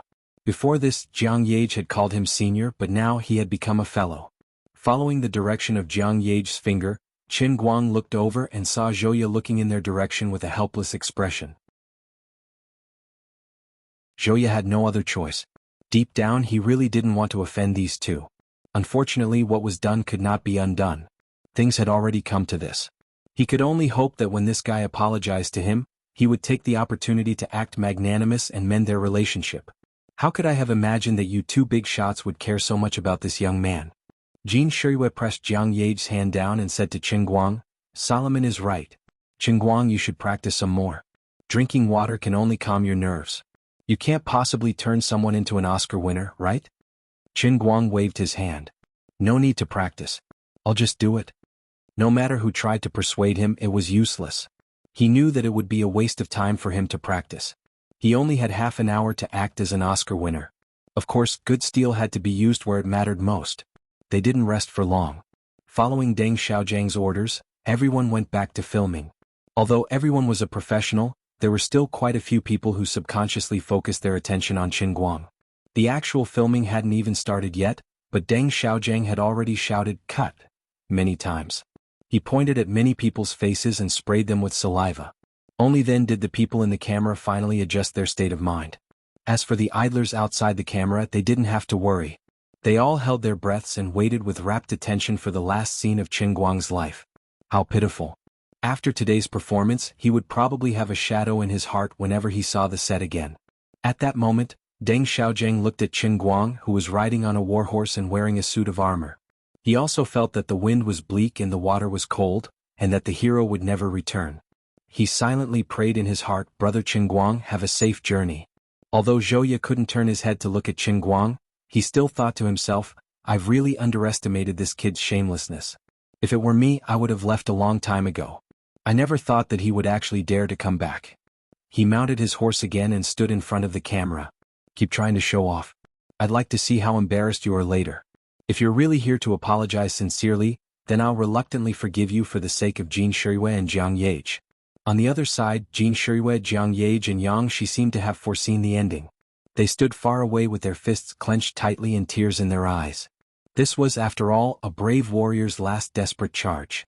Today, Qin Guang was just as miserable, tragic and resolute as Don Quixote. Even if he failed in the end, he was still worthy of respect. At the very least, he didn't become a deserter. Jiang Ye's eyes sparkled as she watched. If her previous impression of Qin Guang had been that he was her savior, then right now, she felt that she had reacquainted herself with this person who was the same age as her. No matter what, the current him was really very handsome. Most people wouldn't be able to stand in front of the camera as courageously as he did after suffering such a serious injury. That really required a lot of courage. Jiang Ye felt that his confident smile was as handsome as the blazing sun in the sky. Beside her, Jin Shuiwei didn't say a word either. Her beautiful eyes looked at Qin Guang with sparkling eyes and her breathing gradually slowed down. She was even more nervous than Qin Guang himself. On the other side, Deng Xiaojiang took a deep breath and waved his hand. 3, 2, 1. Ready. Go. Lioli. Let's do it. When Deng Xiaojiang shouted ready, Qin Guang suddenly roared in his heart. He immediately felt a warm current flowing from his waist, instantly occupying his entire mind. This warm current was like a brush covered in ink, fiercely brushing across Qin Guang's scalp. A strong and irresistible subconscious suggestion swept through his brain like a tidal wave, occupying his consciousness. These hints were constantly telling him, "You're a best actor. The strongest best actor. Your acting skills can break through the heavens."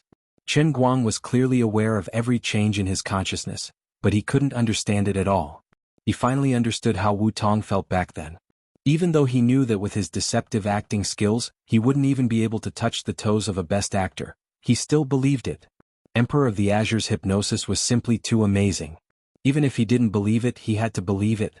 This was like a fugitive holding a knife to your neck and asking you to accept $1 million in cash. You had to cry and kneel to accept it. The next moment, Qin Guang's expression changed. Brother. This was best actor. Born best actor.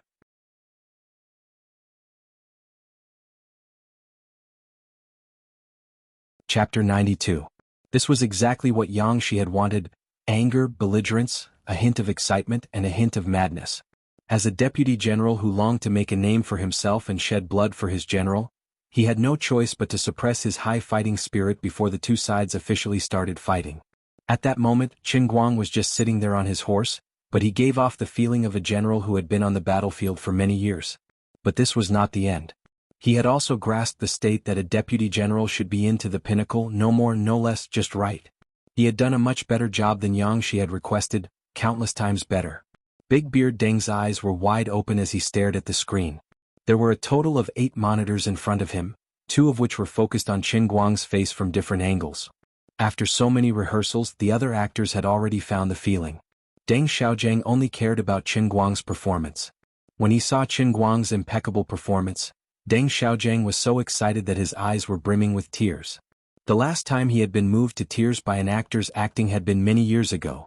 Deng Xiaojiang thought he had almost forgotten the feeling of being moved on the set. His so-called pursuit of artistic creation had gradually become a numb, mechanical repetition. He had even felt that he had lost the joy of filming. But today he had tears in his eyes as he looked at the monitor. He had even forgotten to shout, "Cut," until the end of the scene.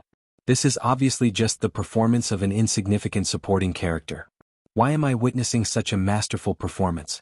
He felt that the entire afternoon's delay was worth it for Qin Guang's perfect performance. It was old Ma who was next to him, who was desperately poking his waist, that pulled Deng Xiaojiang back from his dazed state. He quickly waved his hand. Okay, passed. He passed this test. Really passed. It's not fake." Deng Xiaojiang's reaction left everyone scratching their heads in confusion. Only old Ma, who was at the side, knew what he meant. The other actors in the camera looked at each other. Did Director Deng mean that they could call it a day? Zhouye turned his head around and stared intently at Qin Guang's face. He did not manage to see how the man had acted earlier, and he only felt that it was too unbelievable. How could it be over? Is Director Deng trying to fool us? He then looked at the other staff on the set, only to find that they were all looking at Qin Guang as if they had discovered a new continent. What the hell was going on? I can't understand it. Jiang Yage had already rushed to Qin Guang and shouted, "I knew you could do it. You can do it. You are a natural-born actor. Oh no, a natural-born best actor. This is the first time you've ever been on screen and you're already able to act like this. My God. I feel like I've wasted the last 10 years of my career in movies." Jean Shirue was not as excited as Jiang Yage, but her face was also flushed, and she could not stop smiling. Yang Shi, on the other hand, collapsed on the beach chair as if he had collapsed. "My God, big brother, don't play with my heart like that. The contrast between what you did and what you did was too big. My outlook on life is about to be destroyed." All the signs pointed to Qin Guang really doing it. Zhouye fiercely shook his head. He was a veteran actor, someone who was well versed in how to become a qualified actor. Even if you beat him to death, he would never believe that Qin Guang could actually put on such a stunning performance in just a single day. You guys are not pretending to be amazed so that he will think that he passed and then take the money and leave with a clear conscience, are you? But your acting is over the top. This is too much. Impossible. Absolutely impossible. I don't believe that he really passed. There must be something wrong. Zhouye shouted in a daze and rushed to the monitor. At that moment, Big Beard Deng was watching the close-up of Qin Guang's expression on the monitor with a group of people behind him. He clicked his tongue in wonder. Seeing that Zhouye still did not believe him, he was a little annoyed. Big Beard Deng stood up. "Zhouye, if you're willing to bet, you're willing to admit defeat. This is very disappointing. Fine, you might think that it's impossible and unrealistic. Then come and see for yourself. I'd like to see if you have the cheek to say that he hasn't passed the scene yet. Come and see for yourself." Big Beard was tall and strong and he had a fiery temper. He rushed forward and grabbed Zhouye, who was swinging over like a ghost, by the back of his shirt and placed him directly in front of the monitor. Then he shoved Zhouye's head forward, almost knocking it. "Come closer and look. Look closely." Zhouye's eyes widened and he stared at the monitor. He really could not accept it. But he was not stupid. He only watched for 5 seconds and he understood. This kid has really brought a supporting role to life. It's true. He's been reborn. Zhouye sat on the ground, his expression as if he had seen a ghost. The others on the set did not react as exaggeratedly as Zhouye, but at that moment, all of them looked shocked. Many of the young actresses looked at Qin Guang with admiration. If it were not for Jiang Yage hanging around Qin Guang all the time, these young actresses would probably have gone up to Qin Guang and flirted with him. Qin Guang had already expected these people to be so shocked. He only felt that it was a pity. He had prepared half an hour of acting, But in the end, the old man had only just started showing off, and all of them had already failed. This is not right. You bunch of weaklings. The old man still has at least 10,000 kinds of amazing acting skills that he has yet to show. The old man felt like he had painstakingly cultivated a peerless divine skill, and finally arranged to fight his lifelong enemy at the summit of Mount Hua. In the end, he had only pulled out a small part of his sword, and the excess sword chi that came out of the scabbard had instantly killed his lifelong enemy. It was so unbearable. If I had known that the heavenly Holy Grail was so powerful, I wouldn't have wasted so much effort and time for nothing. Wouldn't everything have been fine if I had taken out the divine artifact earlier? I'm so *ket up. Forget it, I'll forgive you bunch of ignorant country bumpkins for the sake of the 80,000 yuan bonus. Show off all you want. Just you wait. Soon I'll teach you how to be an adult. Go ahead and use your imagination to see what the health pod will become if it shrinks even further. I'm telling you, the next world in the cup, I'll definitely set a new low for you. This is all your own doing. No. I'll kick you if you don't. The Emperor of the Azure's voice rang out at an inopportune moment. Qin Guang pursed his lips and thought to himself, keep scaring me. The old man grew up being scared.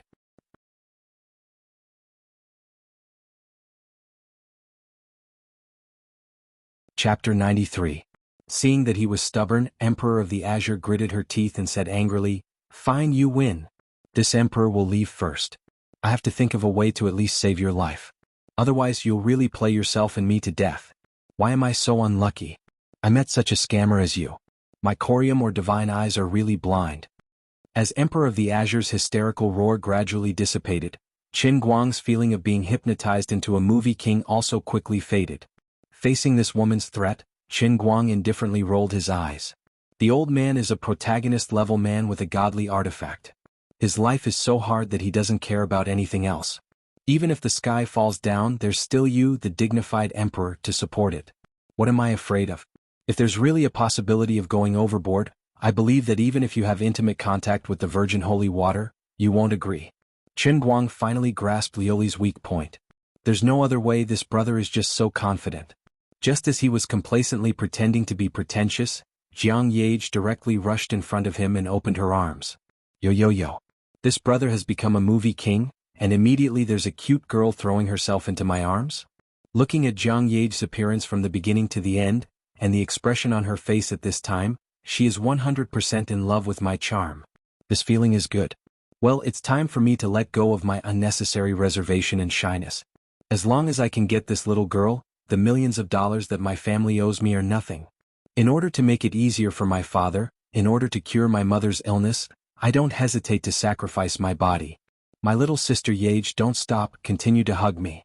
I vaguely remember you're tall and plump, that taste is unforgettable. Then Jiang Yage patted his shoulder and said with a smile, oh, you did a good job, young man. Qin Guang didn't guess wrong. Jiang Yage almost couldn't help but throw herself into his arms. However, considering that they were in public, she didn't have that many taboos. But she knew that she was an eye-catching star after all, and Qin Guang was just an ordinary college student. If she behaved too intimately with him in public, it might bring a devastating disaster to Qin Guang's normal life. In the end, she managed to hold it in. She was indeed a top-notch performer. The expression on her face was natural, like a magic trick. Even Qin Guang was fooled. Diske, since you're not going to throw yourself at me, then why are you opening your hands? You're not a crab, so why are you wasting my expression? Won't this cause misunderstandings? Qin Guang rolled his eyes. Thank you for your compliment, but don't you know who I am? Are you kidding me? He quickly went to collect the 80,000 first, lest Zhou Yaoyuo ran away. A long night is fraught with trouble. He rushed to the monitor. Zhouya had just recovered from his daze, but when he turned around he saw Qin Guang standing next to him with a smile on his face. Zhouya first looked at Big Beard Deng, who was standing next to him without saying a word. He made up his mind and finally lowered his noble head slightly. Qin Guang, I'm very sorry for my rudeness just now. I'm sorry? Zhouya's lowering of his head meant that all of the crew's dissatisfaction with Qin Guang that day had vanished. After all, his last live performance was impeccably perfect. It also proved that the previous 2 hours of hard work had been completely worth it. Many people even thought to themselves that this was the kid's first time acting, yet he was already so perfect and eye-catching. They were afraid that it wouldn't be long before there would be another young best actor in the Chinese entertainment industry. The younger generation would surpass the older in time. Qin Guang waved his hand nonchalantly. Mr. Zhou, let bygones be bygones. I understand that you were just being responsible for the movie. Uncle, let's just forget about it. Please don't blame Mr. Zhou. Of course, Qin Guang was not such a magnanimous person. However, seeing that this old man had rushed out to act like an adorable child of wealth, Qin Guang really couldn't bear to be cold to him. Even if he didn't care about the monk's face, he still cared about the money. Zhou Yu's face alternated between red and white. He had just been thinking that he should be more magnanimous when this person apologized to him because of his connections. He never thought that the tides would turn. Instead, it was this kid who was the first to put on an attitude of letting bygones be bygones. How shameful. Mr. Chen's magnanimity makes me feel ashamed. Thank you for your magnanimity, Mr. Chen. Zhou Yu cupped his hands and bowed his head. But Mr. Zhou, I still remember your bet. This is my PayPal account number. Mr. Zhou, why don't you transfer the money first? Qin Guang swiftly pulled out his phone and held it out in front of Zhou Yu. Every minute that the money was not in his pocket was another minute of restlessness. Zhou Yu was speechless. Deng Xiaojing smacked Qin Guang's head in annoyance. You little brat, Zhou Yu is a big shot. Do you think he'd go back on his word? You're such a shady person. Qin Guang chuckled. Someone who refused to lend me his pants and caused my savior to run around the lake naked has no right to say that I'm shady. Do you still want that 100,000? You're my uncle. Don't stoop to my level. Qin Guang was decisive. 10 minutes later, Qin Guang returned to the car. He took out the heavenly holy grail from his sleeve and put it in the cup holder. Qin Guang lay on the driver's seat, glancing at the balance displayed on his PayPal from time to time. He was grinning so widely that his mouth was about to split open. Oh my God.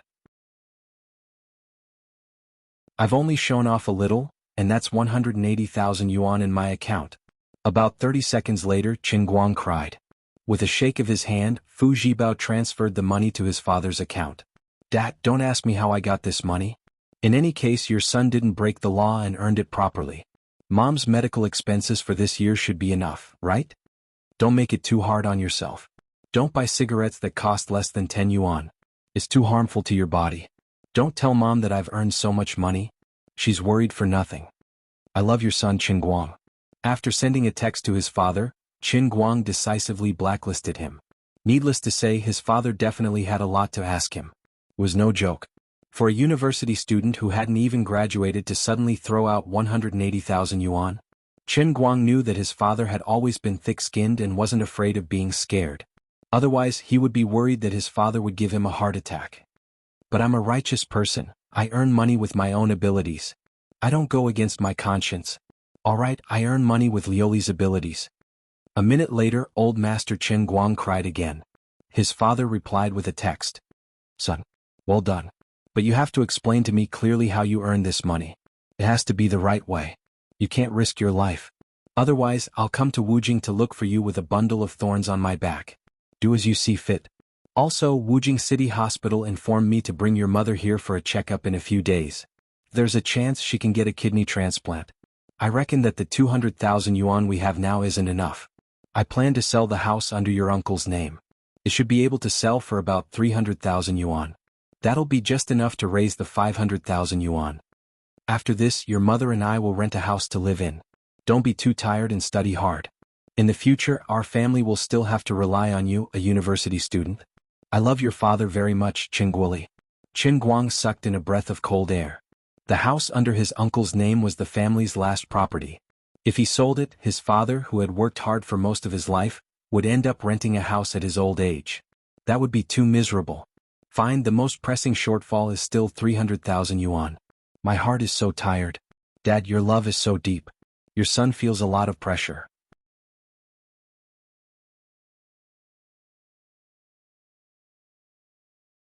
Chapter 94. Actually, before they left the set, Deng Xiaojing was trying his best to keep Qin Guang in the production team. He tried all sorts of ways to persuade Qin Guang to stay, and he was just short of changing the role of the male lead to Qin Guang. Qin Guang was tempted, but he didn't dare to accept it. He really didn't have the courage and guts to do so. He didn't need to think too much to know how much was in this bottle of water of his. Becoming the best actor once had already forced Emperor of the Azure to the brink of collapse. The next world in the cup would obviously make her feel so good that she would explode into the sky. Do it again? Rely on the heavenly holy grail to become the best actor? The old man hasn't lived long enough. The same trick, if I use it too many times, it will definitely go wrong. Don't think that I'm shameless and have no moral integrity, and that I've overexploited the heavenly holy grail and the colored glazed divine emperor, completely disregarding sustainable development, but in fact I have a very subtle limit in my heart. How to get along with Emperor of the Azure, how to develop the heavenly holy grail's power to a greater extent, how to control the degree of courting death, this is a great knowledge that no one has ever learned before. Minors shouldn't learn it easily, it could cost their lives. Therefore, Qin Guang didn't dare to stay any longer. He had to run away no matter what, so he turned around and left. His departure made Jiang Yage and Jin Shiriyue, who had just changed their clothes and had yet to remove their makeup, extremely anxious. Big Beard Deng had already said that both of their scenes were over for the day. Of course, Jiang Yage wouldn't let this rare day of vacation go to waste. She decided without hesitation that she would go out with Qin Guang today to further their understanding and relationship.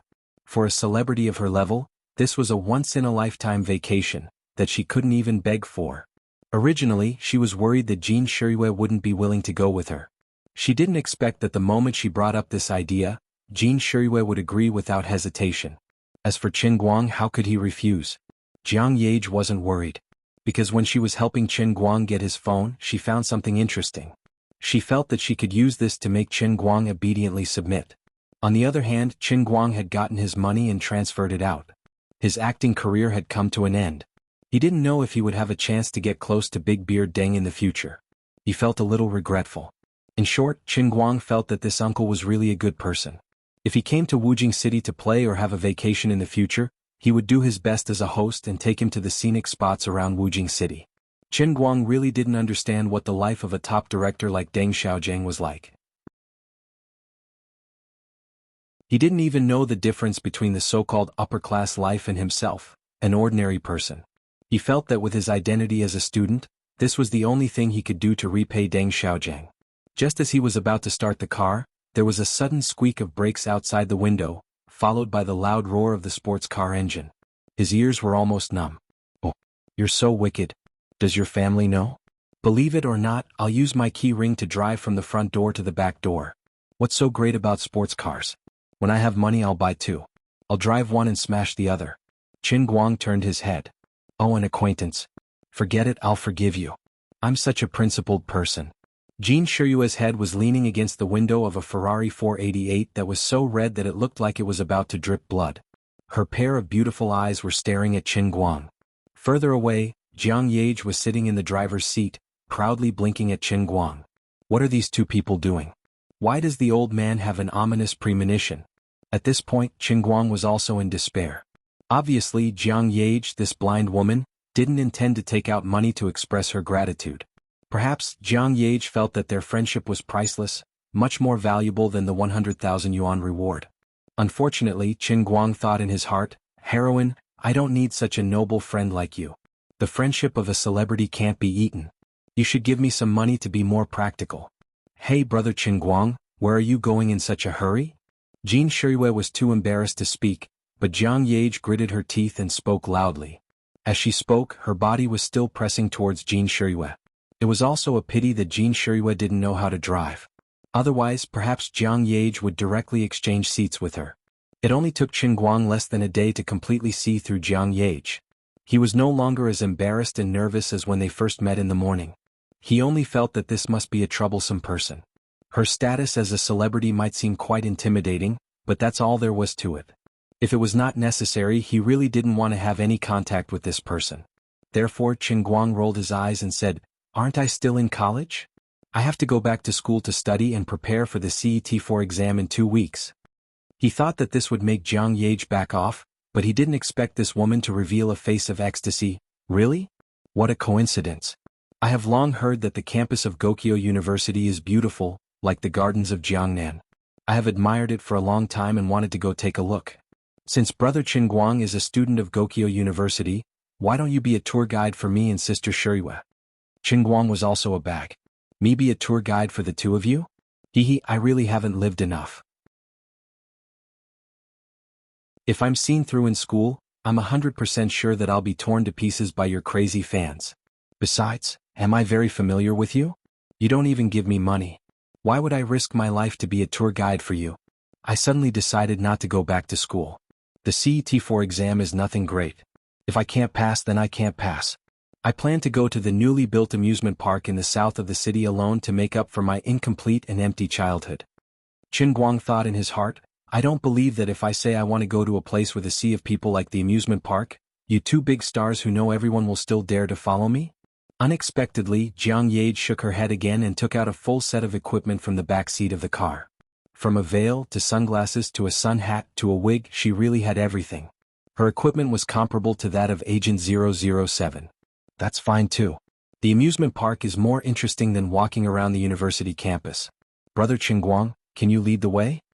Jiang Yage continued to pester. Jean Shuiwei, who was at the side, couldn't take it anymore and poked Jiang Yage's thigh with all her might, telling her to restrain herself and not to really annoy them. Qin Guang's attitude was already so obvious, he clearly didn't want to be with the two of them. Go on and celebrate. Qin Guang had always thought that the thickness of his skin was definitely at the level of a master. The old man had roamed the world for many years and had never been defeated. He relied on his thick skin and strong defense. Even if he was shuttling back and forth between swords and knives, relying on this incomparably thick skin, the old man could always turn misfortunes into blessings.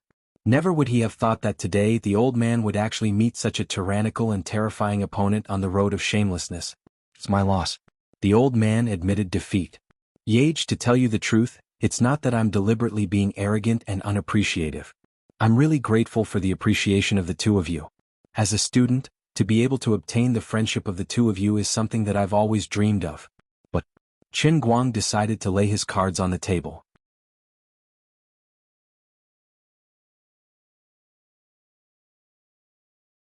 Chapter 95. Taking a deep breath, Qin Guang made up his mind and continued, I really don't have the courage to stroll on the streets with the two of you. I don't need to say it. You know how influential you are in the country. Out of 10 people on the streets, at least 3 or 4 people know the two of you, right? Jean Shuiwei and Jiang Yage looked at each other and nodded helplessly. Qin Guang was speaking the truth. Ever since they became famous, the two of them had to wrap themselves up tightly every time they went out on the streets, living like thieves. But they were still seen through from time to time, or paparazzi secretly took photos. It made the two of them miserable, but they couldn't do anything about it. Qin Guang continued, that's it. If I were to appear with the two of you, and if someone found out and took a photo and posted it on the internet, I'll give others the title of my right-hand man meeting his best friend. How can I live my life peacefully in the future? Last time, I had already turned into Underwear Superman because of the two of you. But at least I managed to protect my face. I can't take it again. Jean Shuiwei and Jiang Yage also knew about the Underwear Superman that Qin Guang mentioned. They even looked at the photo in private and felt their hearts turn red. Especially Jiang Yage. She even downloaded the photo to her phone. Seeing the two of them nod again, Qin Guang continued, since the two of you are celebrities, it's understandable for you to lose some of your privacy as celebrities. But I'm just an innocent student. Can you do me a favor and not drag me down with you? The enemy was too thick-skinned. Even if Qin Guang didn't want to say it so bluntly, he had no other choice. He felt that since he had said it to this extent, they probably wouldn't be friends in the future. Although he was mentally prepared, he still felt melancholy when he thought of this. What a good opportunity. If he could become friends with his right-hand man, even if he went back to his hometown and took a photo with him in front of his friends, it would be great to brag about it. Unfortunately, Jiang Yage was a poisonous person. He had to stay away from her. No. In the face of Qin Guang's tearful and earnest request, Jiang Yage's answer was straightforward and without the slightest hesitation.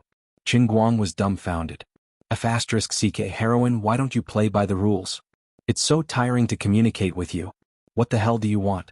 No matter what you say, I won't listen to you today. We're definitely following you today. Don't worry, big sister Shuiwei and I will be very, very, very careful. We will absolutely not expose our identities and harm you. Jiang Yage immediately put on a rascally look, a very playful smile on her face. I'll tell you something, you can make a decision after you hear it. Just now I saw a photo on your phone. It was the armor you wore when you were filming. Qin Guang's heart skipped a beat. He began to panic. So what? Probably before you decided to come over, we saw the same photo on the other person's phone. It was exactly the same, there was no difference at all. It was Brother Hu's phone from the props team. There's an iris flower company in Wujing City. They said they had a set of armor they wanted to rent to the film crew, so they sent the photo to Brother Hu. Big Brother Qingguang, I really feel very puzzled. Why is the same photo in your phone as well as iris flower companies and Brother Hu's phones? Tell me, what's the connection between the two? With Jiang Yage's intelligence, how could she not guess the whole story? Her biggest reliance was this. Qingguang's mouth was wide open as he stared blankly at this woman. He would never have thought that there would be such a coincidence. How you Kai? Brother How? You tricked me. Seeing that he was stunned, Jiang Yage continued, Big Brother Qingguang, tell me, if your uncle knew that you almost sold his armor, how upset and disappointed would he be? Here it comes. I knew it would be like this. She really wanted to threaten the old man. This woman was really shameless. Despicable. Seeing that Qingguang was so angry that his face was about to turn red, Jiang Yage stopped talking in time and winked at Jin Shiyue. She was hinting to Jin Shiyue to quickly come out and mediate the relationship between the two sides. Jin Shiyue glared at Jiang Yage and said to Qingguang, Qingguang, don't listen to Solomon. She is just joking with you. I think there must be some misunderstanding in this matter. You are definitely not a person who can do that kind of thing. It is also because the two of us are really not familiar with Wujing City, so we thought of troubling you. I know that our request will indeed bring you some trouble, but you can rest assured that we will not let you be our tour guide for nothing. Qingguang covered his face and thought to himself, I really thank you for thinking so highly of me. Unfortunately, the old man really wanted to sell this armor, but he was good at math and knew that 100,000 was more than 50,000. How shameful. Also, Jin Shiyue, if you really want to give me a reward, then you should be straightforward and give me a price. As long as it is 20,000 yuan, let alone 20,000 yuan. Even if I have to sacrifice my life and shed my blood, I will go crazy with you. But why are you always so hesitant and secretive? How am I supposed to trust you all? What if you want to sign a check later, and Jiang Yage jumps out and grabs it, saying irresponsible things like don't tarnish friendship with money? Who can I find to reason with? Well, now that things have come to this, you have forced me. The old man can only use his last trump card. Of the 36 stratagems, running away is the best plan. That's right. Adhering to the principle that a shameless person is invincible, Qingguang planned to run away without saying a word. As for the photos on his phone, he would find a chance to delete them later. He would not admit it even if he was beaten to death. If you want to go to Big Beard Deng and accuse me, then go ahead. Dead men tell no tales anyway. Seeing that Qingguang was deep in thought and silent, Jin Shiyue and Jiang Yage were a little nervous. They did not know what he was thinking at the moment. Jiang Yage did not need to say much. Although Jin Shiyue did not want to admit it, she had the same thoughts as Jiang Yage. Brother Qingguang, why are you still not willing to agree? What are you worried about? Jiang Yage felt that she was about to break down. She could not be blamed.